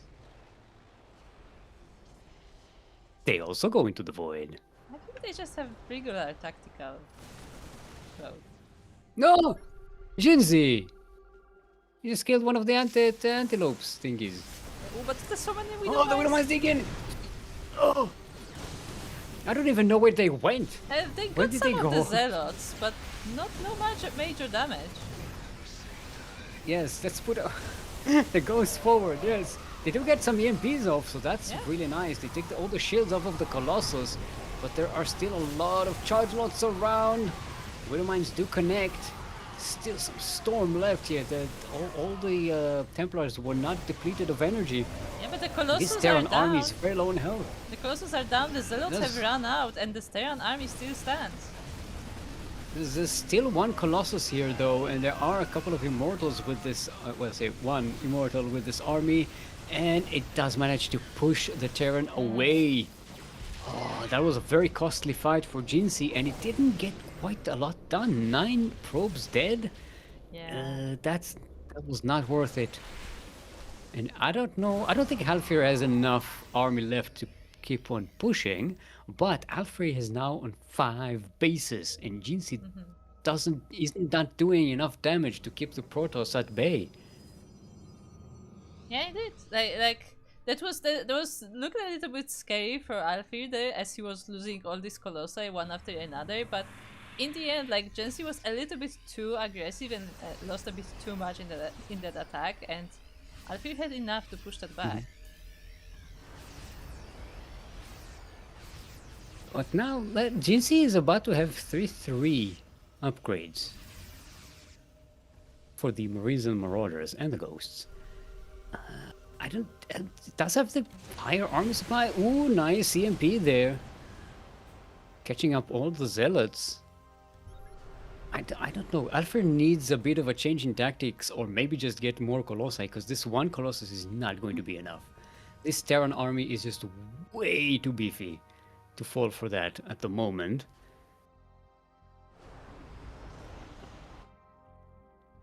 I mean, And we're going to have some the Liberators storms- added as well. The storms definitely will help there. How many Templars does he? He has 5 Templar. Oh, he has a few more now. He has 2, 4. He has maybe 6. Doesn't even have that. One storm, but it's An mostly EMP, zoning. an EMP landed on some of these Templars. So he has about maybe 4 storms between all of these Templars at the moment. Something like that. I mean, there are more I'm coming. guesstimating. Yes, but they're going to be low on energy. This Terran army is very low on health. Trying to maneuver here. The Chargers come in from the flank. I think there's enough Terran here to keep on Yeah, pushing. the They EMPs catch the Immortal as well. The EMPs landed on the whole army. The reinforcements are coming now, but there's not that much of them, and this single Colossus with Samzels was not GG able to is stop. called. GG is called. Jancy will be taking game number 1. Jancy? Jancy? Ooh. Yeah, Jancy? Jinsi.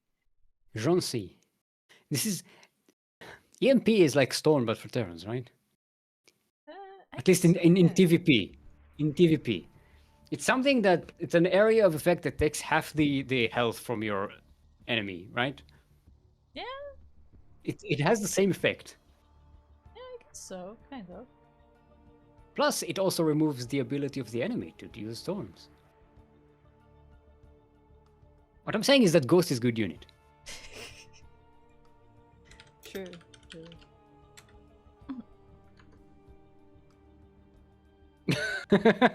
I stung. If every unit goes into the void when cloaked, then it really can't be the void anymore, but the full. Yes, Oh no. we are going into the full, where it's hot and steamy because everybody's in there sweaty, cramped together.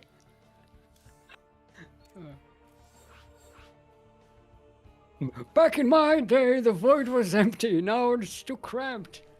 It's like now everybody's here. Just all Dark Templars. They go back in my days. It was just us in the void. Just a quiet And place. all these young whippersnappers, these humans coming in, taking our jobs.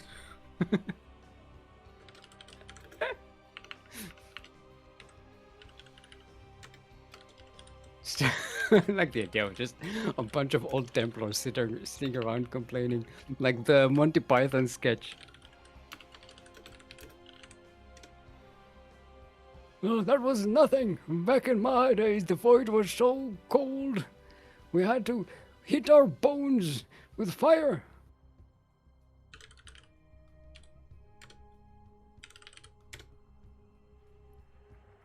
We want the colors to be correct, yes. Yeah, you don't want them to switch between games. Don't confuse us. And please let Blue Knight be the blue player. Generally, Don't it's let good. Blue Knight be the red player. No, you know what was the worst? Was having Blue Knight versus Star Knight and Star Knight being blue.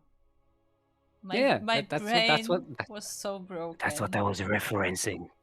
Yeah, but it's not just about Blue Knight. You need the both knights there, and then it's like truly peak confusion. See, but Beast usually plays blue Protoss, right? Does he? So, yeah, I think. But it's Protoss. It's not the same. Mm. There was also a thing where every time I was introducing Blue Knight, I was gonna say that he's the Blue Terran, he's the Blue Knight player. So you know, my brain was already breaking. Anyway. And speaking of breaking minds, we are on Winter Madness, where it's cold and everybody's angry, cold and cranky. We're in the northwest corner of the map, representing Team Gaz. It is our blue Protoss. Give it up for Alfir.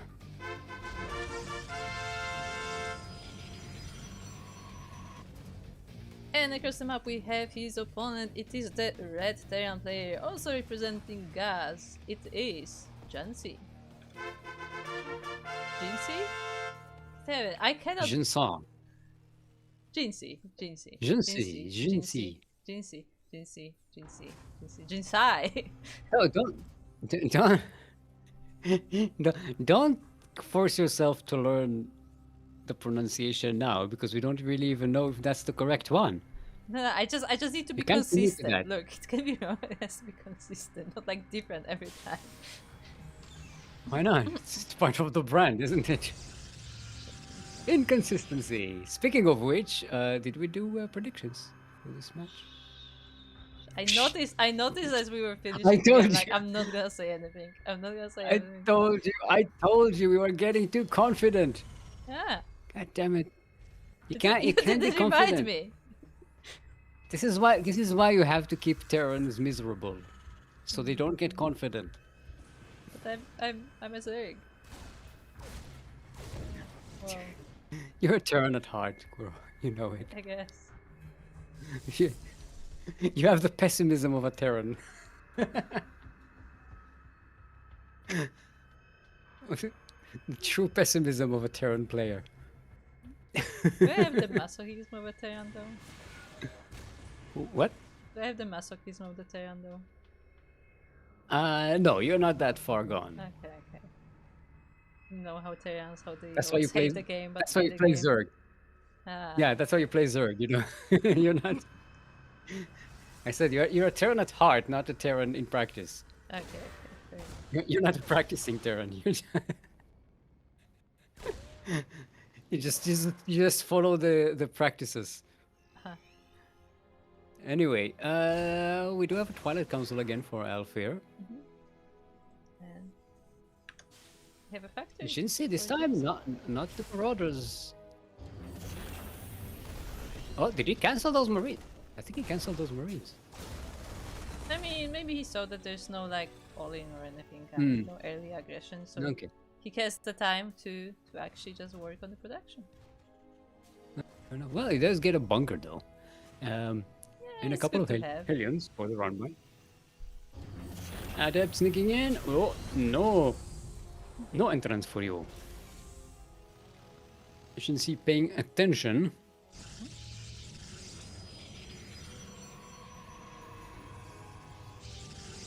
And we have a Robo for our ooh. Protoss player. Indeed, we do. We do have Blink on the way as well. So that's gonna be nice. Hellions and the Reaper are on the move out. Alfir only has a couple of Stalkers to defend. And a Blink sentry. isn't finished. Oh, there's a sentry. It doesn't have a lot of energy though, and this is a pretty big entrance nice here. denial. Oh! Catches the expansion there. Nice use of the grenade here to try and create an opening, but doesn't quite manage to squeeze in. I like that he keeps the Hellions alive. Oh, get in there! Get in there! Oh, yeah! Nice Ooh. catch. Yeah, 2 for 2. Nice snipe there. Two by denials. GC. Yeah, this attack already paying for itself, and the Hellions are still alive. It's a small thing, like, 2 probes, I guess that's nothing, but just the fact that he's delaying the third base so much is definitely beneficial. That indeed. Okay, so we have charge on the way. Jinsi is setting up that drop, getting a couple of medivacs. I'm guessing there's going to be a drop there in the Yeah. mid base with the Marines. They got steamed. No combat shields. We only have one tech labbed Yeah, barracks. There's the there is. combat shields. So we're not going for like a super timing here. The Hellions even get prepared. Oh, the medivacs aren't even full. Okay. And the Hellions are like, no, that's enough. Gotta go. Yeah, No no more time. Reapers for you. No more Reaper. The Reaper is dead. Huh? Get it? Get it? There's Repair and Reaper. So I'm just gonna how have we never made that joke? You haven't? That sounds like a dumb joke that I... Well, maybe I made it like 50 times and I just forgot. Like, just removed it from the memory. It's so stupid that even I didn't want to acknowledge that I said it. Alright, Jinsi gets this steam forward. Ooh, catches the sentry. That's a good catch there. It's a great utility unit to get out of the way. Still a lot of stalkers alive here. They do have blink, so they can be microed to stay alive. The charge lots are charging forward, and this attack does get pushed. Can we blink? Can we blink? Almost. Almost blink to snipe the second medivac. They didn't quite blink, they did a blunk. Yeah. A blank. It's a blank. It's like a blink, but nothing happened. First Colossus is on the way, but it's not here for the first attack of Alfir. Well, I think Alfred just wants to keep pressing forward, deny a third, be annoying. I don't think he's setting up for a big push just yet. Just wants to keep the terror on this side of the map, so stops having to defend at home all the time. Catches some SCVs. Delays the Chases away third the base. third. So you want to delay my third? I'm Yeah. delaying your third. Exactly. Oh, at the same time Oh, though, GC does GC. send out a double drop out. That means doesn't have a lot to defend here, but the widow. Oh, don't do this to me. I have a weak heart. It's called skill steam mode. And you think I know what that feels like? Ooh, the Marines encounter the Colossus, but they just dodge it completely and go straight for the mains. Can they deny the thermal lance? Oh, denying the thermal lance is. Yeah, I don't think a single Colossus can do it. Thermal lance for you! And they managed to load up and go and attack the 4th base here, which I think Jinsei just now realizes is happening. Yeah, I mean, just scouted it, it's fine. But like, yeah, denying the thermal lance is definitely great for GNC there. As that Colossus production has already started, but it will be, you know, it won't be as strong as it could have been. I like that bunker is still there. Usually you break it down, but like this time Jinsei is like, you know what? No, this is going to come in handy later on. This is I have a an feeling. investment, okay? It's an investment in the future. Yeah, investment. Yes. Look for the Widow Mice with okay, a little Templar. light. Alfred goes for the Temporal Archives. Does not rebuild the robotics bay. Oh, interesting. Living God. No Colossus to roll here. We just have one little Colossus with no thermal lance. One BB Colossus. It's hanging on the edge. He's standing like a cool guy with one leg over the edge. Yeah. It's I'm a bouncing. cool dude. Yeah, I'm vibing. Anyway, at the same time, Yes, fighting. Nice attack there on the 4th base.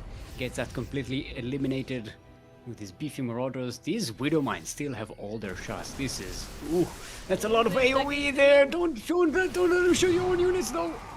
yeah, most of it does go to the Zealots, but there are still some left over. And there are 2 Colossus in this army, even if they don't have the range. If the Colossi had range here, this would have been big, and if they had Storm, that would have been bigger. But there's no Storm, Colossus don't have range, and the Terran gets away with killing a 4th base and going home with most of the army intact. Other than all the Widow Mines died, I think, but that's about it. Yeah, the Widow Mines are pretty much it looks like the Widow Mines are being cleared every time they attack. They're banelings. And they're like, and the Marauders and the Marines are like, good, kill all the Widow Mines.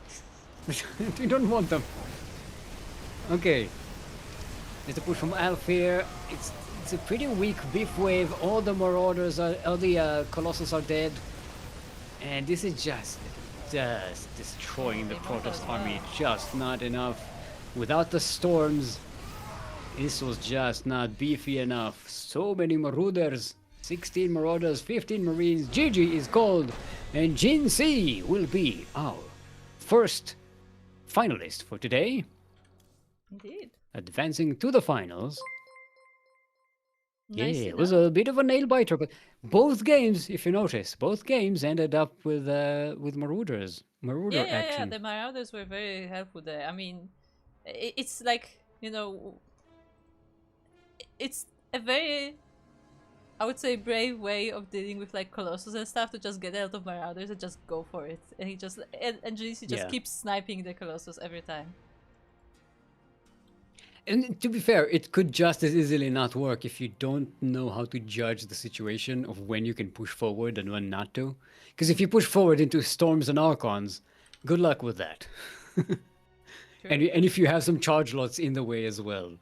But if you manage to find an angle and get into there and snipe those big tech units from the Protoss, while the Marines are taking care of the rest, you catch yourself a nice little Maro action here. And that's the thing with Maro. If you look at the old VOD of olden years, that's what he would do in DVP. He would just know exactly when to move the Marauders, and he would know when to attack and when not to attack. He would just, I don't know, it's got that instinct.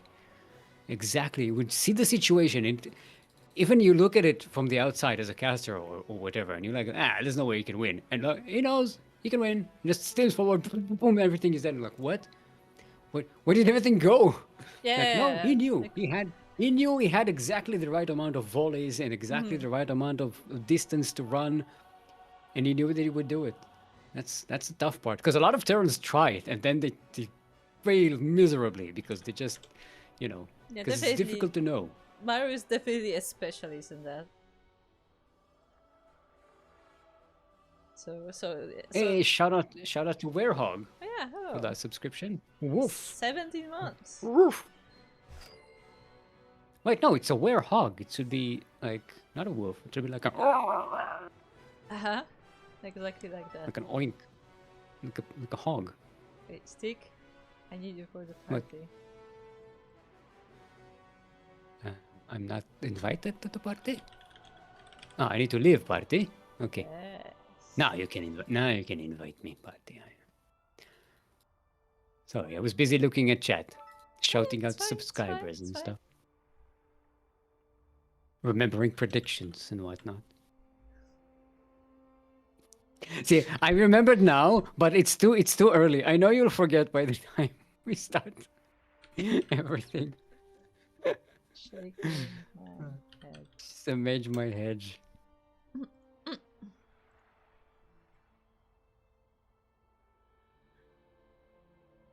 So we're back with Blue Knight versus Beast, who met each other in the previous Master Swan, where Beast won 2-0. So Okay. Blue Knight has a bit of a chance to defeat the Beast once more. No Zerg anymore is good. I'm still drowning from last week. Beast is celebrating the lack of Zerg. He did lose to Urea in the final. So when I can understand the trauma. It's like my brain is trying to just process so many threads right now.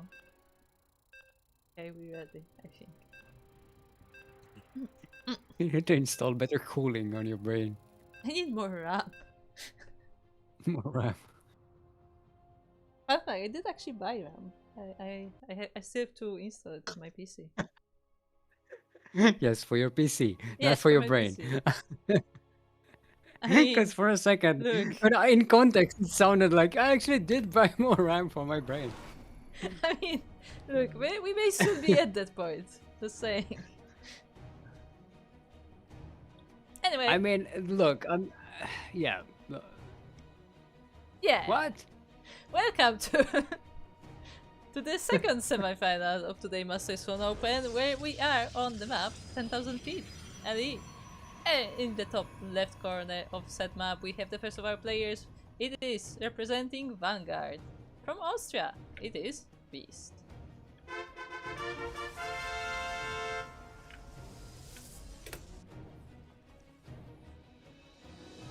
And in the southeast corner, oh, no, I had Star Knights. Yeah, okay, no, I had Star Knights. I had the wrong player open.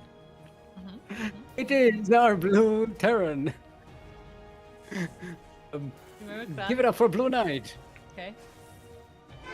Playing for the Void from Bosnia and Herzegovina. Yes, that guy. Yeah. You know. The other night. You knew. Oh, he Yes. denies the barracks. Beast denies the barracks. Poor SCV. That must be Is he annoying. actually?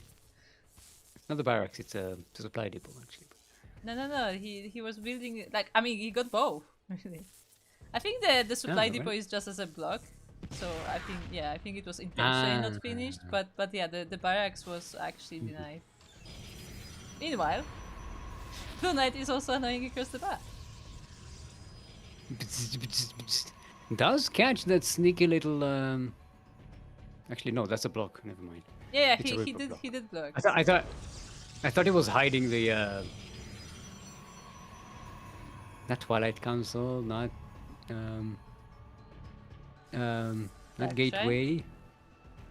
Yeah, it is a gateway. Yeah, it is a great one, but Yeah, I thought it was a warp gate, but no, it's gateway. Is it? it is a gateway. Yes, of course.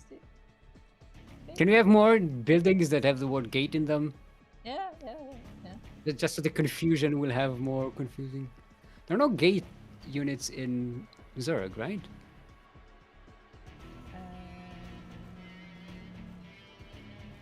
No. I'm trying It's to not their think style. I'm trying to think what the thing was called that Zerg used to like travel it through like systems. But I don't remember. I don't They think use it was a gate. they used overlords. No. There was like this huge thingy that they were like sucked into, like some kind of like wormhole or whatever, and they would like travel across the universe. Mm.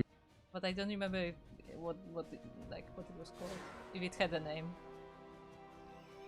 I don't even know if it was mentioned in I think StarCraft 2. I don't know. I think it did. I think it was. I think it's mentioned in one of the cutscenes actually. When you're in Brood War, no, Yeah, in, it in is the in the original cutscene in StarCraft. Brood War, yeah. Or in StarCraft, either of those.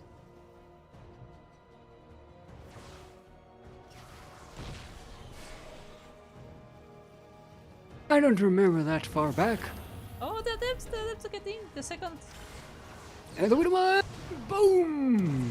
Almost kills the SCV though. One adult goes down and the other one is cleaned up. I mean, 2 SCVs for 2 adepts in the end is not too bad.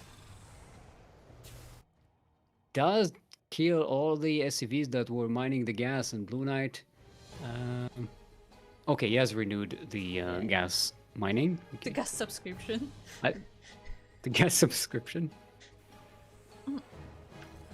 Oh, the widow ones are resetting. Where are they? Don't know where the second one is. Oh, it's behind the factory there. They weren't actually defending against no, that thing, Oracle. the thing with the blue, it's not the blue laser. It's Oracle still. It's fine. It's fine. I need I need some sleep. My brain is fried. Oracle, that's the, that's the word. Phoenixes. Yes. Now that's interesting. Beast is actually going for Oh. phoenixes. And Blue Knight doesn't know they're gonna catch the drop if they stay there. That's a good catch. But yeah, very interesting play here from Beast as he's going both for Robo Bay and the phoenixes. So Phoenix Colossus question mark?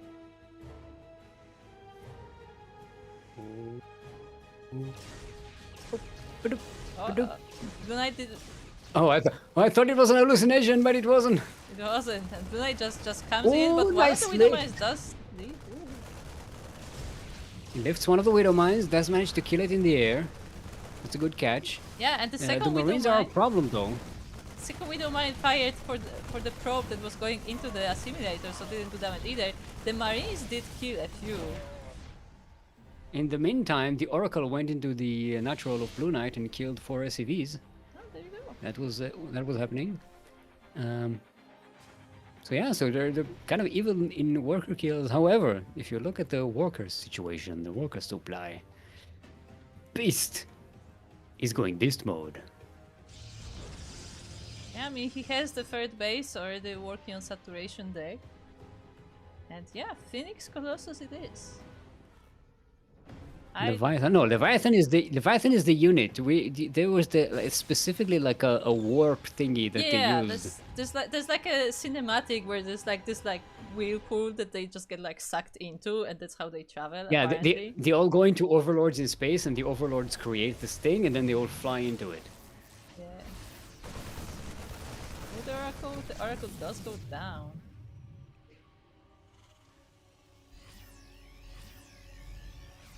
Oh.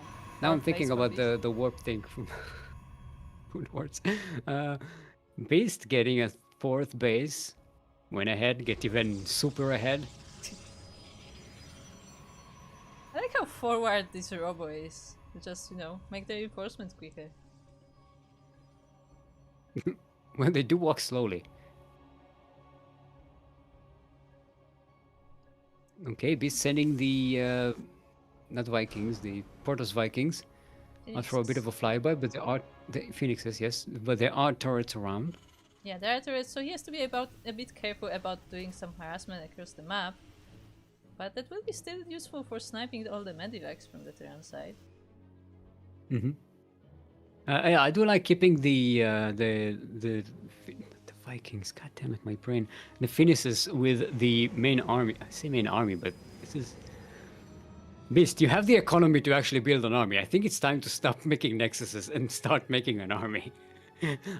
Keeping the phoenixes with the army, they have so much utility. They can just lift units that you don't want in the fight out of the fight. They can snipe, air units from the Terran. They can lift widow mines. They can lift marauders. Even they can lift anything you want. If there were tanks, they can lift tanks. They can lift the. They can zone the out ghosts any that are on the Vikings way. that may be endangering the Colossus. Yeah, I like the phoenixes as a utility unit. There they go. This is moving Yeah, in. this is a pretty small Protoss army, but it does have a lot of utility. All the finishes are almost dead. They almost all took the Widowmine shot, but there's enough here, and Beast taps out. Blue Knight. Yeah, I thought this was a small Protoss army, but Blue Knight just didn't have enough to defend. It was small, but it was very beefy. Yeah. It was Colossus, as you said, the Vikings there. Blue Knight at fifth no. minute, I wanted to GG, just wasting everyone's time. Oh, No, I didn't waste everyone's time. You had a chance. First one on the list? Oh, we can do that.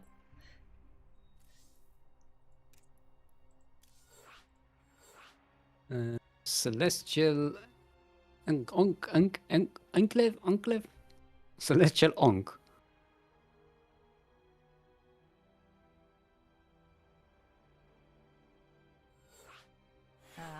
Looks like Blue Knight is traumatized by some previous TVP experience. And you know what that means? That means he's feeling it. He's feeling the Terran angst. That means he's going to win. You can, yeah, you can, yeah. Terrans, you need to traumatize them they to get the feed wins on out that of them. on that feeling, They feed on the anger. Are Terrans sick now? Yes. Just ask Kerwin, the ultimate Terran. Kerwin is definitely safe. I confirm.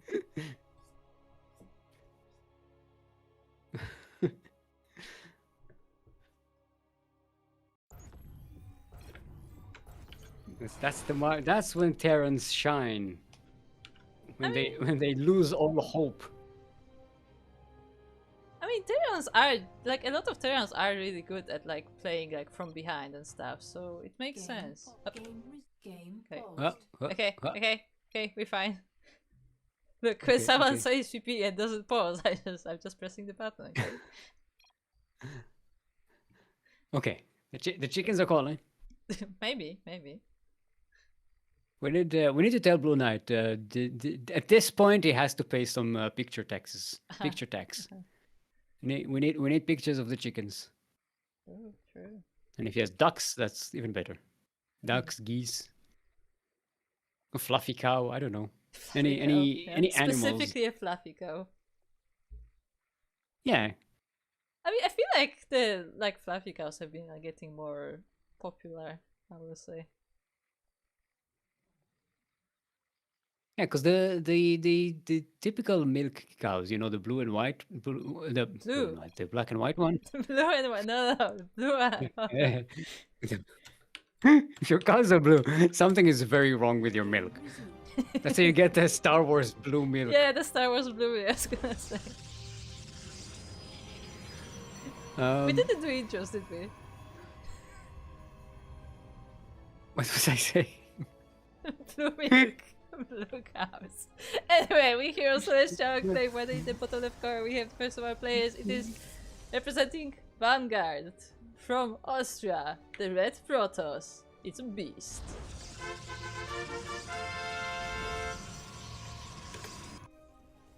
And in the northeast corner of the map, all the way from Bosnia and Herzegovina, it is our Blue Terran representing the Void. Give it up for the Blue Knight.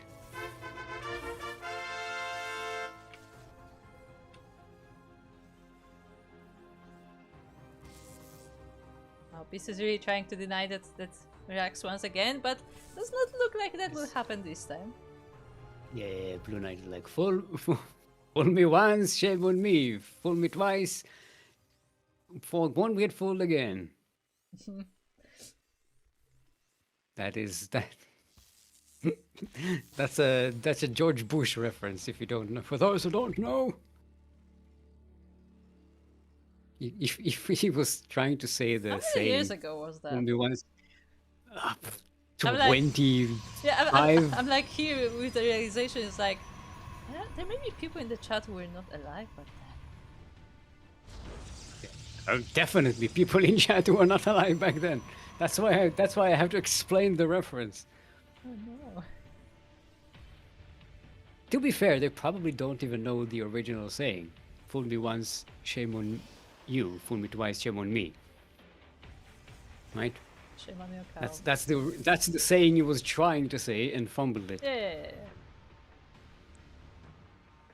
Which I'm not judging. I mean, As clearly as you can see from today's cast, I was gonna I'm say, in no position to Fish. judge anyone from fumbling sayings anything. look, the fridge is not- gonna not stay ca- with me forever, okay? It's not a place of judgment. See, in some places, even a dum-dum like me can become a world leader Oh god. and fumble every word. Anyway, we got concussives again. Ooh, starting a concussive, nice. Now see, now Nice. that's where the Marauder's powers come from. Yes.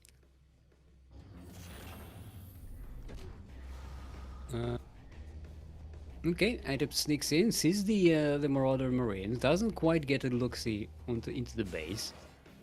Gonna go in for a second shade. Oh, so it's a pretty distant shade here. I guess. By the I time guess, that shade reaches anywhere, it's going to dissipate. I mean, the Adept is waiting for the second one, so maybe the two of them can sneak in and snipe some SCVs. Okay, I'm gonna go for the sneak in. Oh, and a bit of a split, but no. Does keep the Terran on his toes, though. And we do have Blink on the way for the Protoss and a Robo as well. And once again, Blue Knight is going for Widow Mine. Oh, getting As the you fresh do. mule. Oh, the Adepts finish the sneak in, grab a fresh mule. Don't quite catch that SCV. The Marauder with the concussive shell delays the Adept from running around. They do manage to sneak away. They killed one Marine and one mule. Which is not bad. It's a good harassment early on in the game.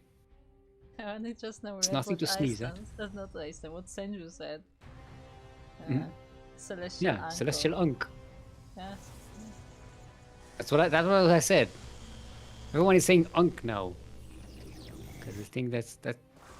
I don't even know if that's a millennial thing or a Gen Z thing No, or a that's Gen like Alpha a Gen thing Alpha or. thing, I think.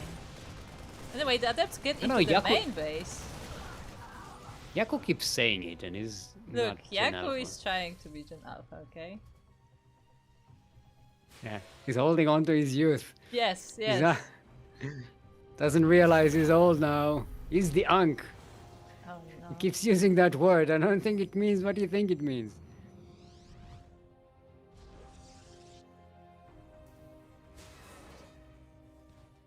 Okay, we got charge on the way for Beast. Going full beast wave. Beast wave? Beast wave? Beast wave. Beast wave. Beast Wave. Beast wave. I like it. And oh, there's the robotics bay. So I'm guessing we're going to go Colossus again. Ooh, the Adept actually So high reaches the Colossus shade. Sprawl is something. Oh, but it does get trapped. Oh, Stalkers come in, get a delay on that third command center. It's always nice. But there are SCVs to replace it, so it's not a big delay. It's gonna do it again. Oh no, he can't. Whoa. Can't do it again. Nah, Blue Knight is on the job. I like that there's a turret there. And there are no Protoss air units, so... But what if they were DTs? You never know. It doesn't even have observers.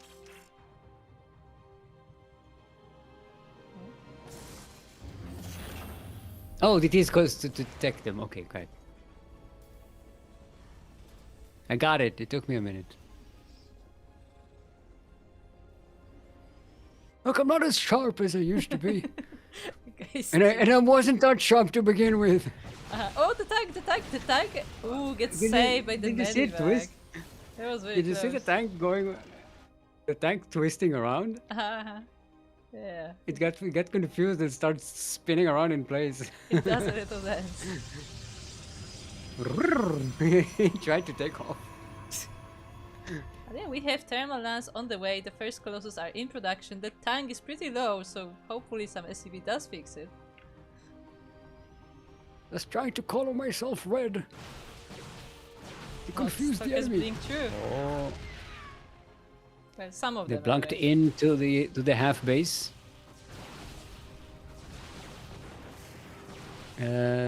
Blue Knight is moving the defenses to this position.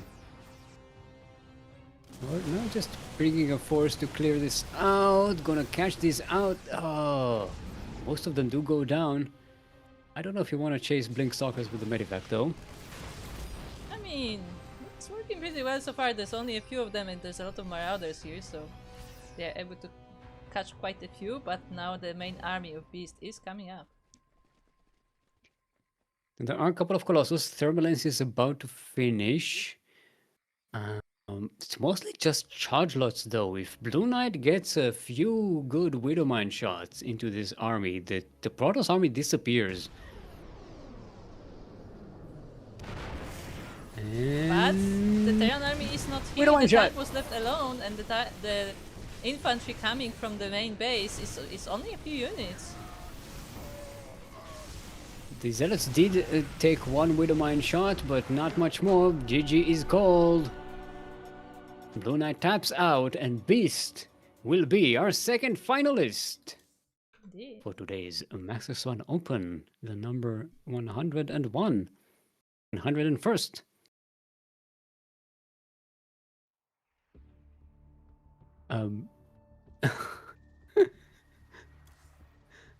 Okay, Beast is saying that PvT is his best match. Yeah, that makes sense.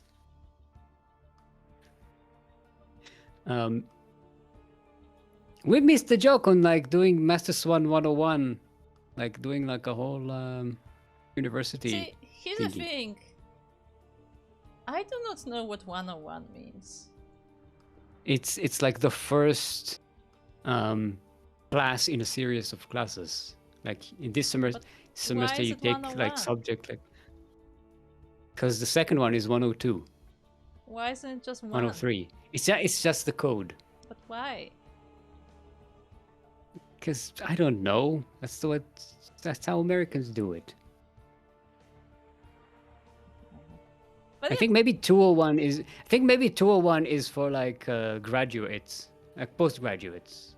Okay. So there's graduates and there's postgraduates, and then there's like other stuff. I don't know. But anyway, very nice game there for Beast. Very strong place, and as you said, he will be moving on to those finals. So we have our two finalists, and it will be Beast and Jinxie. And Yes. Okay, we need to close up this party. I mean, the players I don't know if they're discussing. I don't know if they're discussing or arguing. I can't keep up. They're talking too fast. I can't talk and read at the same time. Okay, they're analyzing the game. Yeah. They're analyzing the game that has happened. But with that, we will be going on a quick little break as we have to get ready for the finals and get ready the random raffle. Yes, random raffle, which will be happening after the break. So go ahead and hydrate your hydras, stretch your roaches, drain your disruptors, and be back here in 5 minutes. Or I will not forgive you.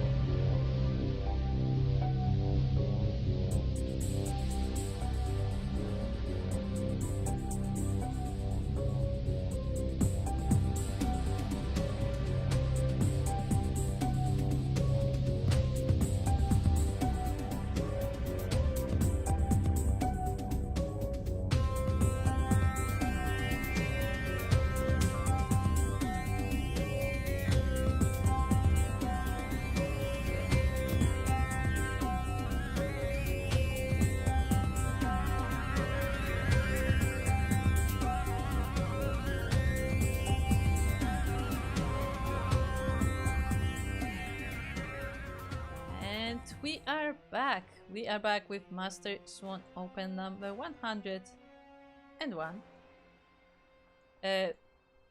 On a quick note, Stick had something to do IRL, so he will be back as soon as he is able. But for now, it's gonna be just me. And we are ready for our grand finals, for our finals of today's Master Swan Open of the monthly tournament for up to 4.7k MMR.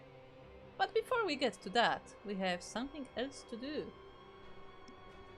We have our random raffle, of course. For those who do not know, the random participant raffle is a little bonus for everybody who played. I mean, for one person who played. Basically, everybody who has signed up, everybody who has completed a full series, so you cannot just, forfeit mid-series. If you have completed a full series, no matter if you got to the finals or if you lost in the first round, you are eligible for the random raffle, which is just, $5 extra for as that like participation prize, to encourage people to sign up, to give them a little bit more of an incentive and to show our appreciation for those who have the courage to take part. So without further ado, today's random raffle winner is Star Knight. Congratulations to Star Knight. So if you hear this message, make sure to join the Macherino, as that's how the prize pool is paid out. And yeah, congratulations to Star Knight. I believe this is actually his second random raffle win, if I'm not wrong. I would have to check, but I think this may be his second random raffle. So once again, congratulations. And with that, we will be getting ready for our finals. Where did Star Knight end up in? Oh, Star Knight did lose in first round today to Alfir. Alfir, who went all the way to the semi-finals and had pretty good games there as well. So yeah. Very, very nicely done, and congratulations once again to Star Knight. But with that, we will be getting ready for that final.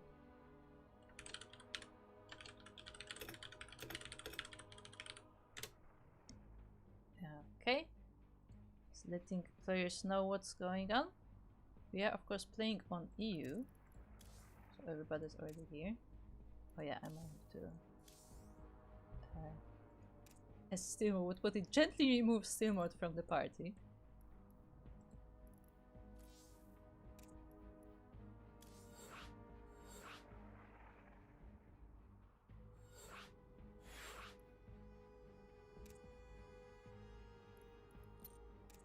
Okay, we have our players, we have our map. Actually, I'm gonna note down the map for the finals, because in a best of 5, it's more easy to forget. Reminder that this is a best of 5 GLHF. Our players are ready. Let us go.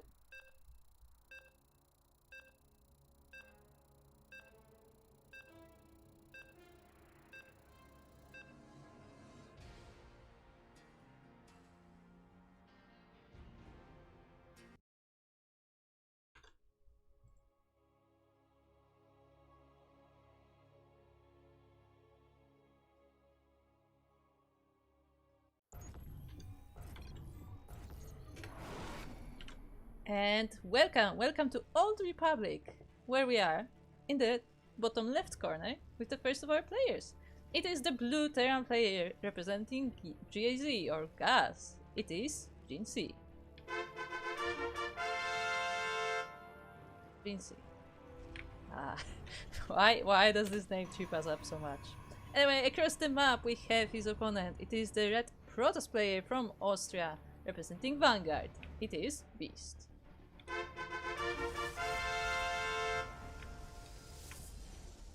I see Blue Knights in the chat. I must stop playing versus P to save my sanity.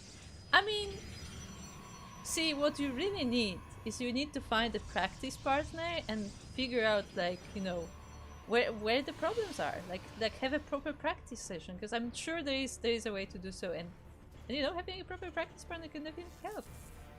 There are in fact a lot of resources nowadays for various levels, like you have all these like coaching initiatives coming up, so I definitely recommend like checking some of that out, or just finding a practice partner, maybe even in one of the tournaments, and like just figuring out what went wrong, maybe going over some replays and trying to learn from that. Yes, I've noticed that seems to be the phrase, the elephant of the team. Yes.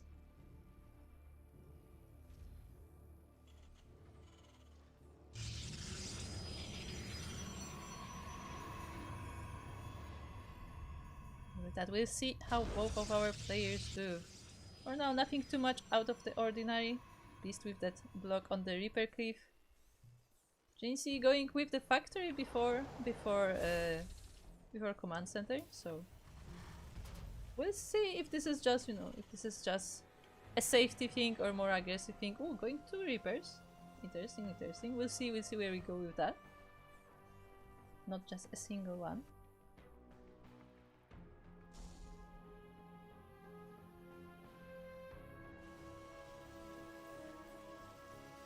And okay, we have 2 more racks hidden on the back, so they will be a bit more difficult to scout for Beast. So we will be going... Jinxie is going for these 3 racks here with Hellions.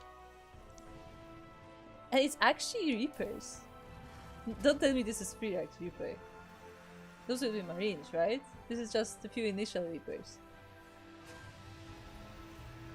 No, we're going 3 racks Reaper. Okay, sure. Let's go. Okay, I am actually very curious how this is gonna play out. Beast is sending that hallucinated Phoenix, so soon we'll be finding out about these barracks. The question is, will he be finding out that it is actually Reapers? Because that's a little bit unusual. Oh, what can we see? Yeah, he sees all the barracks. He sees the SCVs being pulled. And all of the SCVs are going across the map. Okay, what does Beast do? We have Twilight Council in the wall, actually, working on Blink. I don't know if that will finish, we will see. Putting down that shield battery. Yeah, I mean, the forces are halfway across the map. He still has a few more seconds there. They're making a solid wall over here, so the SCVs don't really play a role in that attack then.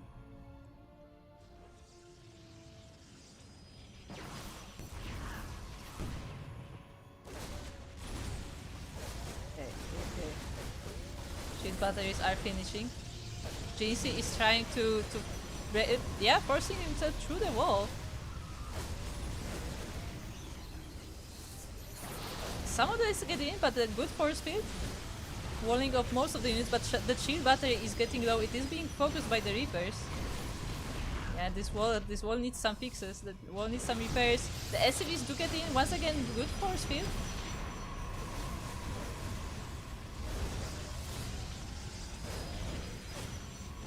The Reapers of Legacy of the Void are not known for doing great damage to build, but oh, the SCVs actually do get in.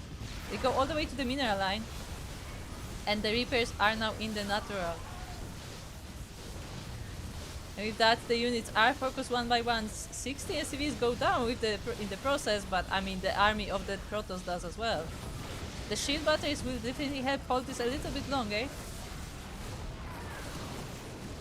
And yeah, it was enough. It was enough. The army was cleaned up, and Beast holds this completely dedicated all in. What a crazy game, number 1. Just fully all in from Jinxie. No breaks whatsoever.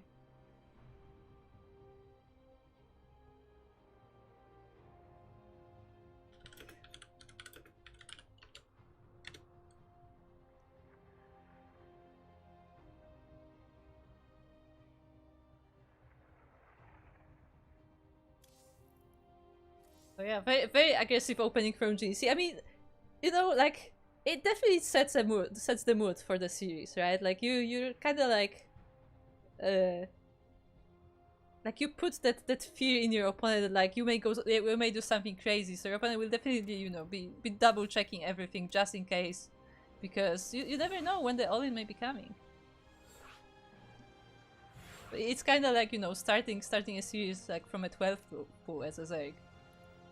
Very interesting play there from Jinxie, and we'll see how the series progresses, as we already have map number 1, no, number 2. Yes, girl, 2 is after 1. Ah.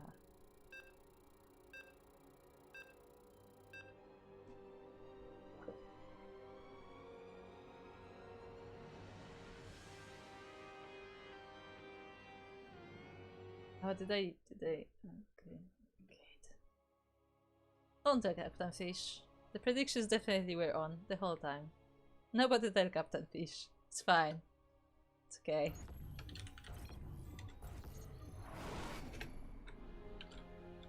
Anyway, we are here in game number 2. What, did they switch colors? They might have switched colors, I don't remember. Anyway, we are here on map number 2, Winter Madness Ellie. We're in the top left corner, we have the first of our players. It is the blue Terran player representing Jeezy. It is Jinxie.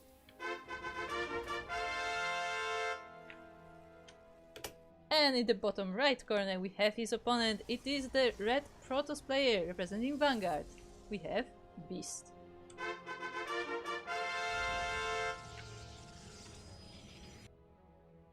And Beast making sure to send that probe to scout early what is happening across the map.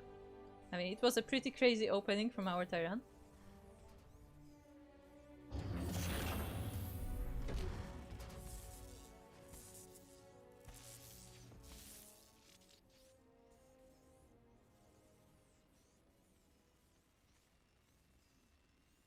But we'll see if this was, again, if this was just to set the mood for the series, or if Jinxie actually is going to go for more crazy builds. But so far we just have to see.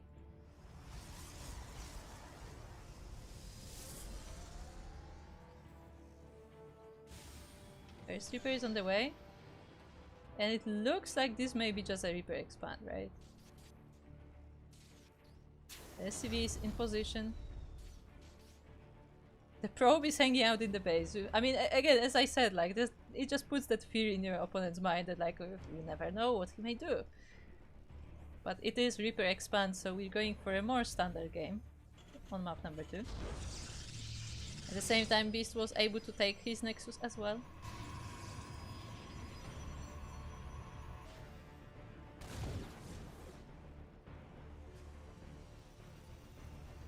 And with the first Reaper being out, the scouting probe is finally dealt with. And the Reaper will be going across the map.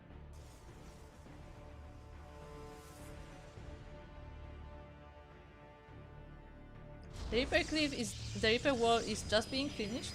While I can see is in the wall though, so it is being displayed for the Terran. Unless he doesn't go there, I guess. He goes for the main base instead. Ooh, but doesn't actually get to see anything because that adept is very threatening.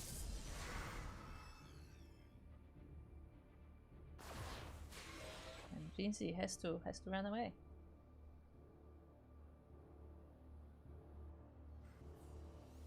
Well, we have Factory and Marines for Jinxie.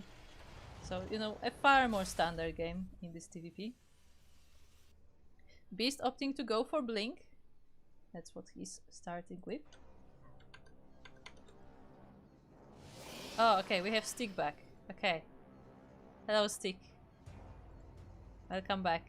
You missed a crazy game. Okay, I'm also missing this one because I'm not in game yet. But yeah, hold on. Let's see if I can do something about that. No. Oh, you can share a screen. Yeah, I can try. Okay. Let's find out. But yeah, you missed crazy game number 1. Mm-hmm. So what Jinxie did was, you know, make a Rax, as you do, make a Reaper, as you do, put 2 more Racks, make more Reapers, make Hellions, and just pull every SCV and just go across the map. It was very... So Terran TVP. Yeah, it was very ambitious, but it did not work. To be fair, Beast is we know that Beast is pretty experienced in that kind of situation, right? Yeah, most likely. You've seen it before. Not this specific build though, like it's rarely Reapers. Because it was just mass Reaper Hellions. But the Hellions now get into the Nutcrackers. Start to munch on some probes, that's pretty good. Gonna roll into the main base as well. Nice block. No probe pull. Need it. 9 probes, not bad at all. Yeah, 9 is pretty good. I mean, there was some nice like blocking from the Blink Stalkers, but nonetheless, the Hellions were able to get quite a few workers. Oh, your favorite. Yeah, we do have a Warp Prism on the way. Yay! Safety bunker. Get that bunker up. We have a War Prism on the way for base, so maybe he's going to try maybe elevator some stalkers Maybe. And maybe just into the for main base. reinforcement as well. There is a pretty thick, dead space at the back of GC's base. No, actually, Beast goes straight for the bunker instead. Assassinates it and then backs away. Does lose one stalker along the way, but the War Prism gets caught. Okay. I thought it was Marines. I thought it was the Marines. No. Oh no. They just pass each other by. I saw the blob on the minimap, the blue blob on the minimap, and I thought it was Marines. They would have definitely destroyed that Warp Prism. They would have. The Warp is being safely sieged because the map, as the medivacs are now fully scouted. That does mean that Beast has to bring the stalkers back here to defend, which means they're not on the other side of the map doing damage where they want to be.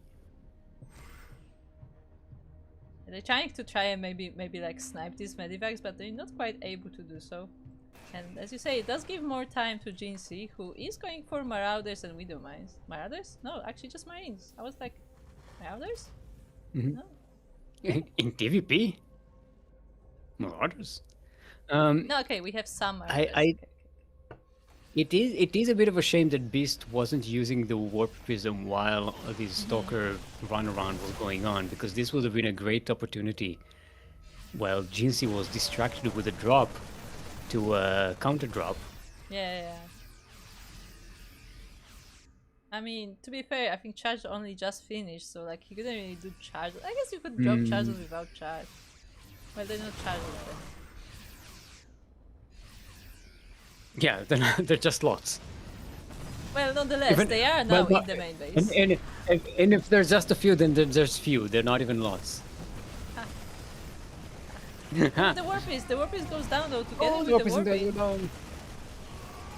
is. Still 10 SCVs went down. That is huge. Yeah, that's pretty good.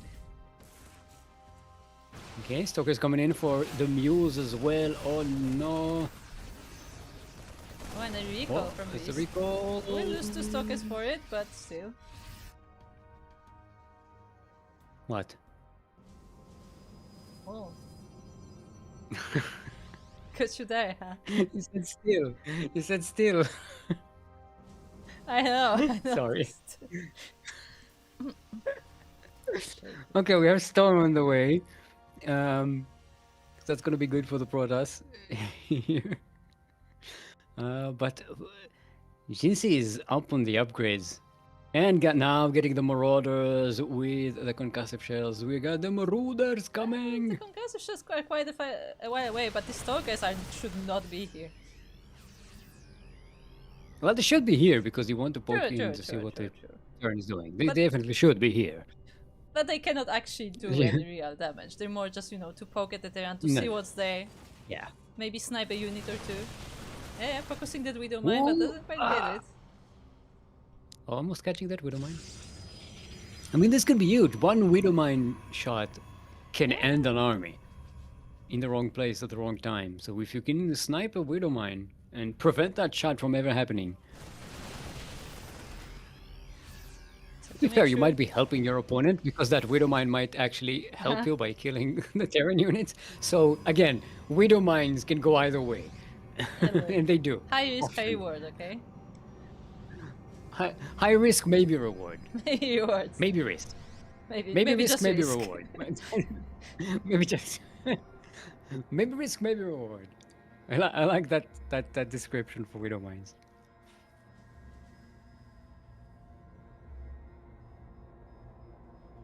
Yeah, Beast meanwhile on 4 bases and gets ready for his attack. Is this Zealot here? Ooh, Storm on top of this small chunk of the army. Still have a bunch more storms left with this. Oh, Jinxie jumps forward, snipes one of the Templars, but loses a whole bunch of bio army for that. May not have been worth it. Still the storm. Well, there's still a couple of storms left with one of these Templars. Oh, the Templars does get sniped, but the storms go down and the Terran army is bleeding. Yeah, but say it is just enough to push away these Tokens for the time being. With all these Marauders, they cannot really approach. At the same time, though, we have a Zealot run by. And there's another one being set up in the south there, I think. Oh no, that's a warping position. Okay. That's yeah, I like it, but I like this by list, you know. You get the army distracted, go for the backstab. Yeah, no, that's There's the another way one to being do set it. up. Ooh, all these Widow Mines, all these Widow Mines. They don't see each other. Hello. We were told to stand here. Oh. I bet the Widow Mine was like, no, I'm not reporting it. Must have been the wind. Must have been the wind, yes. That's literally what it is, must have been the wind. We have Robo on the way for Beast, so Colossus are soon to be there. But not quite yet. Soon TM. Soon TM. More like. Very TM. Meanwhile, Ghosts are joining Especially the if you have Terran a army. turn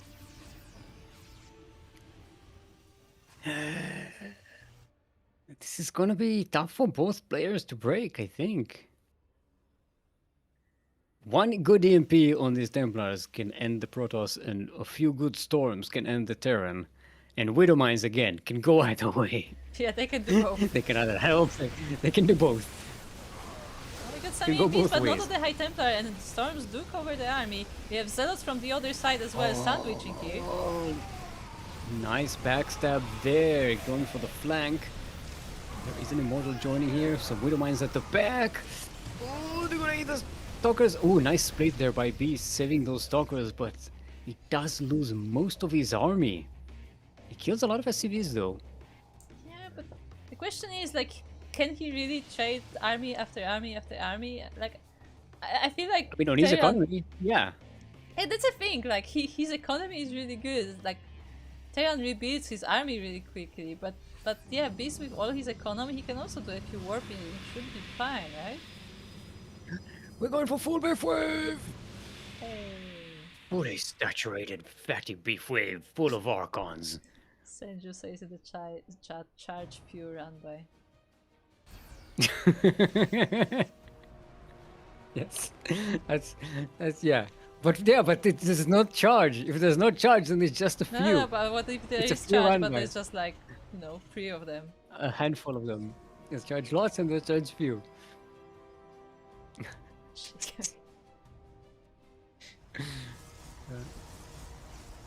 It's slow lots.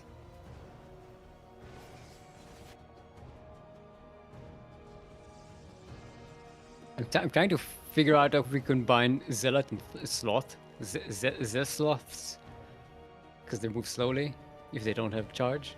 Sure, yeah. But it doesn't quite work. No. It doesn't quite roll off the tongue.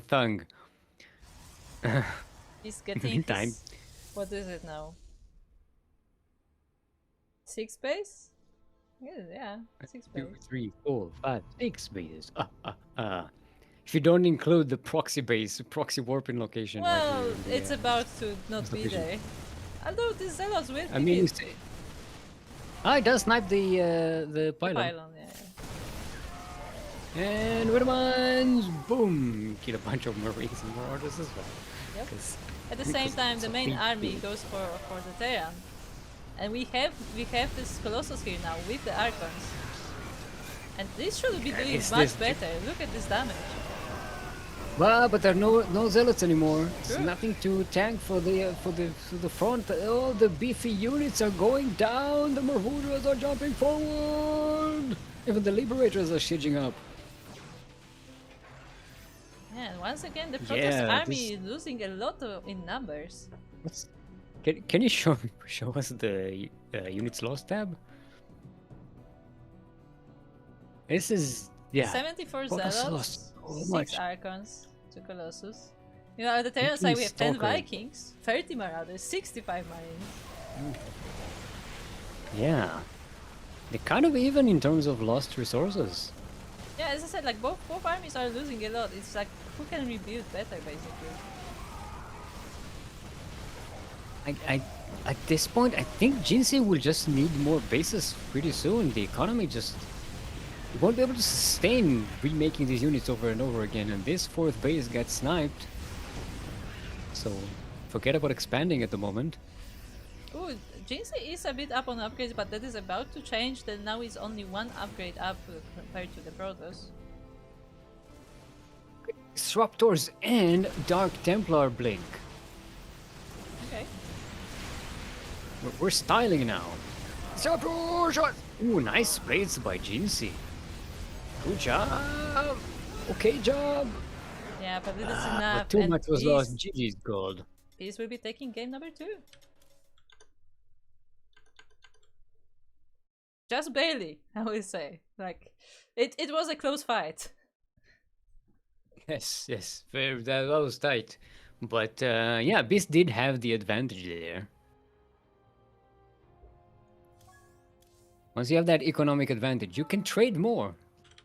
All those trades back and forth go in your favor. Even if you lose more, it still goes in your favor because you can make more in the long run.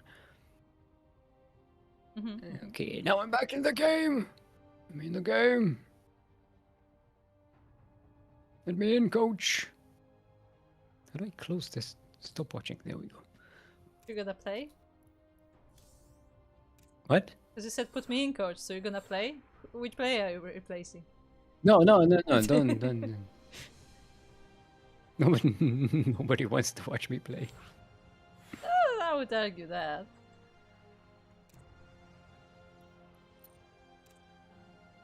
Listen, I make Marines and Marauders. Sometimes Medivacs. Only units that have M in their name. Look.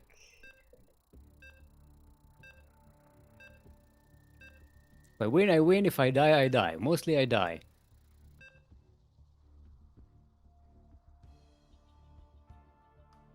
I'm trying to think like what other units start with M. Zealots. Stalkers. Exactly. Templars. Marcons. Marcons. Is that like Uterma's Archons? It's Marcons. Marcons. Anyway, we are on Tormalein. We're in the northeast corner of the map. I didn't open my players list. Oh, we don't even have that player. No. Anyway, representing Gaz, it is our blue Terran. Give it up for Jinsei. And across the map we have his opponent. It is the red Protoss player representing Vanguard. It is Beast. And Beast currently up 2-0 in the series on match point. Yeah. This is, I believe, his second, if he wins, his second championship. Potentially. Let me double check. Can check it now, you know. Beast definitely has been in the finals before. No, he won. He won MSO number 99. There you go. He only has one at the moment.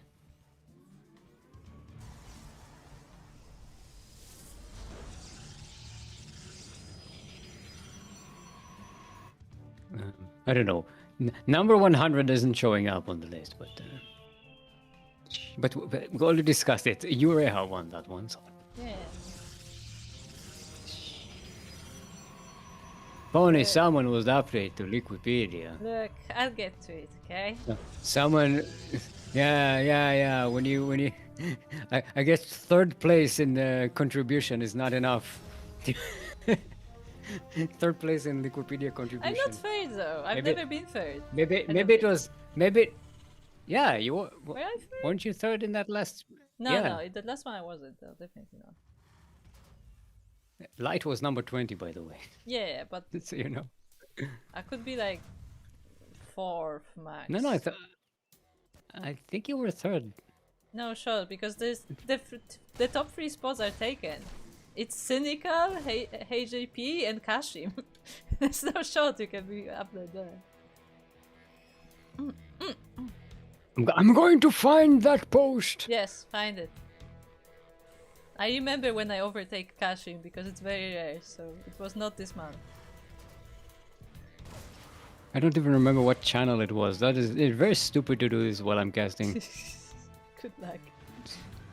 Oh yeah, I found it. I found it. No, you're 5th. Yeah, there you go. See? Yes. I would know. Anyway, this bunker is being denied by the Zealot. Well, maybe if we're a 3rd, the Liquipedia box would be activated. Ooh, okay, the Reaper is trying to defend and actually gets the Adept, but the Zealot still destroys the bunker. Nice. It is cancelled, I guess.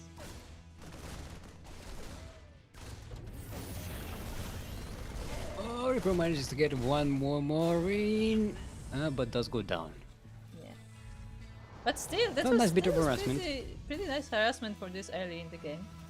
Definitely did much more than you would normally expect. Indeed. Jinxie is setting up some Hellions to try and go up across the map and maybe pay in kind. Reaper just about misses the Adept and Stalker coming in here. Did not pet the dog. No. But the Hellions get caught out as they move out. Good catch there by Beast. And the Reaper actually goes back home. Ooh. It makes Reaper's it... like, nah, I'll just walk. Yeah, Hey, I'm fine. walking here! It's fine, it's fine. Don't worry about it, it's fine. Yeah, I have my own healthcare, it's fine. Damn, I want that thing that Reapers have, where they can just heal themselves. You don't have to go to the doctor or anything. They're just self-healing. Hey, look at the doggo! He's sniffing something in the bushes. Yeah. As the Hellions come in, the Someone Stalkers bear- are trying to run away. To get ready, and ooh, they may be able to snipe too. Ah, nice body block there. Yeah. The Hellions they can't quite get in there. They kill a couple of probes, but that's about it. Yeah, very nice. Very nice nicely control done by there Beast. from Beast. Yeah. Body blocking. Just the walked and then Hellions. just held command before the Hellions, so they just couldn't quite get their positioning, and they got confused whether to move or to shoot, Yeah. and they just didn't know what to do. And on the back of Did this, you Beast see is that? taking a 3rd base. Sorry, that Immortal, he walked on, around the cliff, and then it looked like he was slipping off the cliff there for a second. It was funny. I tried to clip that later on. Anyway, Beast comes in here. The bunker still holds. It does get repairs. The Immortal is going down. Without the Marauders, there's not a lot of firepower here for Jinxie. But the Terran survives. We do have Blink, right? Yeah, but no Do a high ground blank. vision. Right? We have... He's just now, he's making an observer right now. Okay. I think he maybe he's forgot about it, slipped on it. Because he went over to the side Never as if worked there was an so. observer there. There we go. Well, Prism will do the trick, and Jinxie does not have anything in position to defend against it, I think. Yeah, everything is in the natural. Yeah, Jinxie was getting ready for the frontal attack, but the Stalkers are in the main base. And now the SimCity will be working against the Terran, but the Marines are here. And that was, by the way, that was a kill on a command center that was just about starting. Yeah. So those resources are not non-refundable. And a good denial of a 3rd base. Charge also just finished, so these warpies will be able to warp in Zealots anytime. Charge lots, if you will. Yeah, maybe charge few. Or charge few. Charge few. Charge some. Charge lots.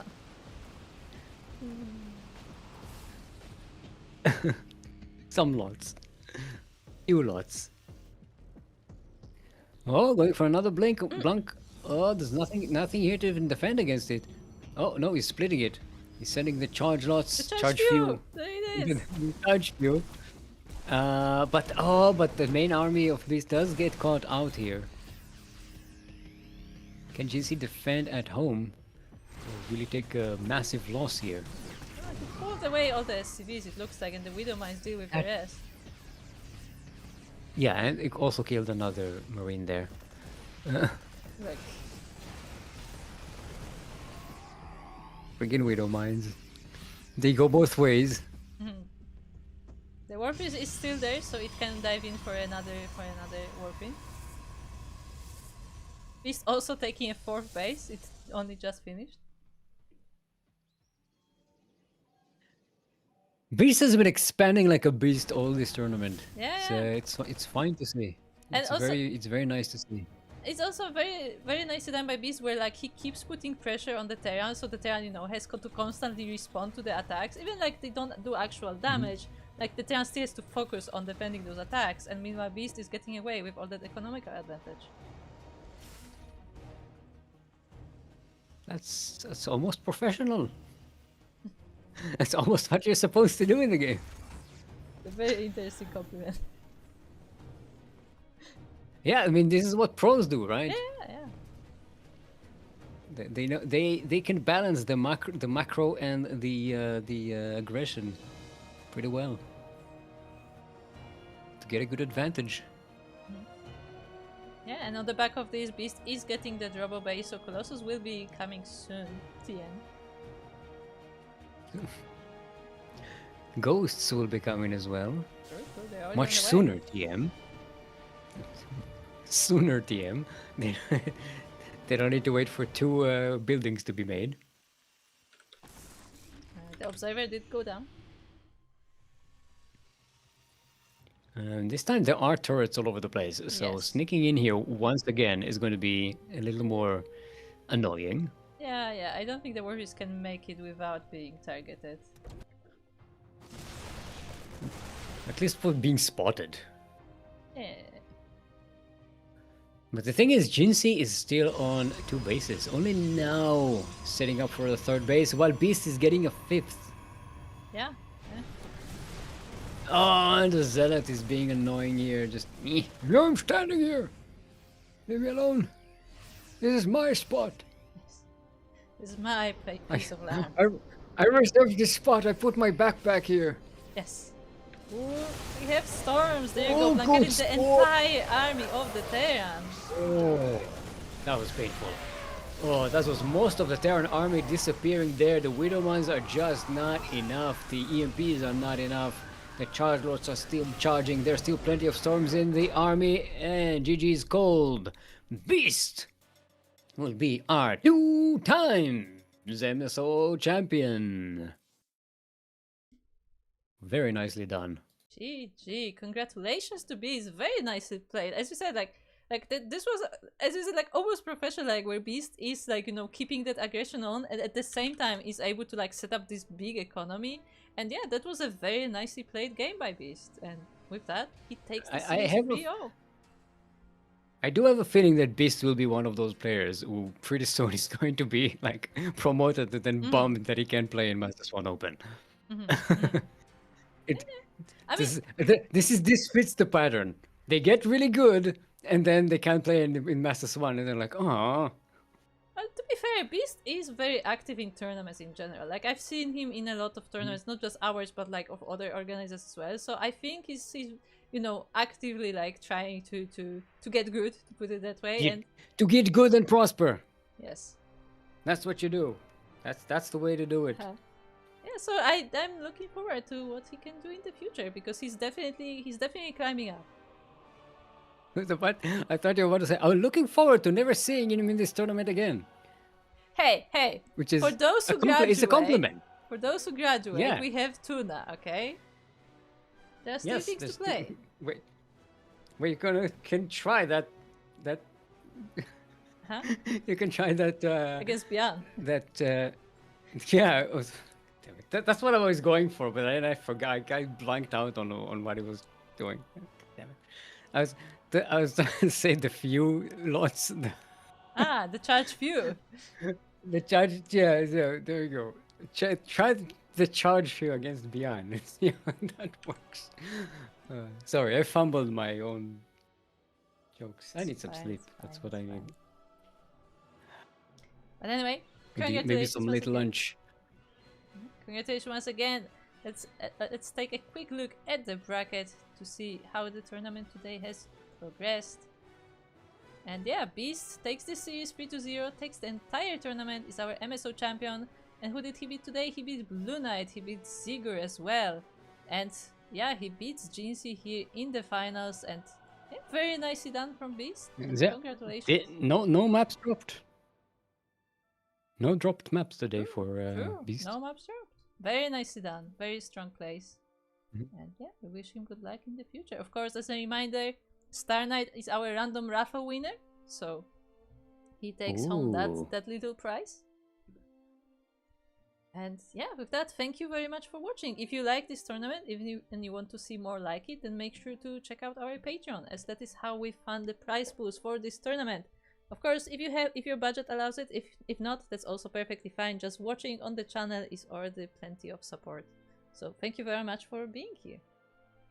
And with that, Stig, yes, where can people find you? in bed. Fair enough. Where can they find you, Krupp? And mostly on the Discord, as I work on things. So if you want to find me, I'm mostly on the Discord, and yeah, I just casted 4 weeks in a row, so it will be like a few weeks before I cast again. I have to recharge. I have to recharge. I'm not used to this schedule. But anyway, speaking of schedule, our next broadcast should be... Oh, I was supposed to remove that. It's fine. It's fine. It's fine. Timelight is like, oh, you casted 4 tournaments in 4 weeks? Look, look, I have Oh, different no. stuff, okay? Not the same. Oh no. How many hours was that? Oh no. But anyway, yeah, I forgot to remove this from the schedule because we're actually not having the Code for Giants cast tonight or in the morning, depending on your time zone, because we are adminning the Uthermal 2v2 bonus cap. So if you want to join that, that is happening in like 3.5 hours. So if you want to play some 2v2s, then sign up for the Uthermal 2v2 cap. If you don't have a partner, then I'm sure you can find someone in Uthermal's Discord, or even maybe in Ducklings Discord. So I definitely recommend. It's a lot of fun, and a lot of people are signing up for these tournaments. But as for us, we will be back for Sparkling Tuna Cup tomorrow around the same time. That is our open weekly tournament. So if you are interested in competing or watching that, then make sure to check it out. Light will be there with you. And of course, if you want to be notified about what we're up to, then don't forget to follow our socials. We have the Twitter/X, we have Mastodon, we have Blue Sky, we have Facebook, we have Instagram. We are streaming on multiple platforms. We are on Twitch, YouTube, Soup. We recently started streaming on Soup again. We are on Facebook as well and on Kick. Also, next week, speaking of Soup, we have, again on Wednesday, there will be the exclusive cast on Soup for the GSLCK again, so keep that in mind for the next week. And I think that is all for today. Oh, of course, don't forget to join the Discord. The Discord, most important. The Discord is the main hub of where we share all the information. So if you want to be the most up-to-date on everything that is happening around the Ducklings, then make sure to find your way to that Discord. That's also where we share the replay packs for the subscribers. So if you are interested in that, that's also available. Yep. And with that, anyone? Get good and prosper. Yes. We will see you guys later. Goodbye.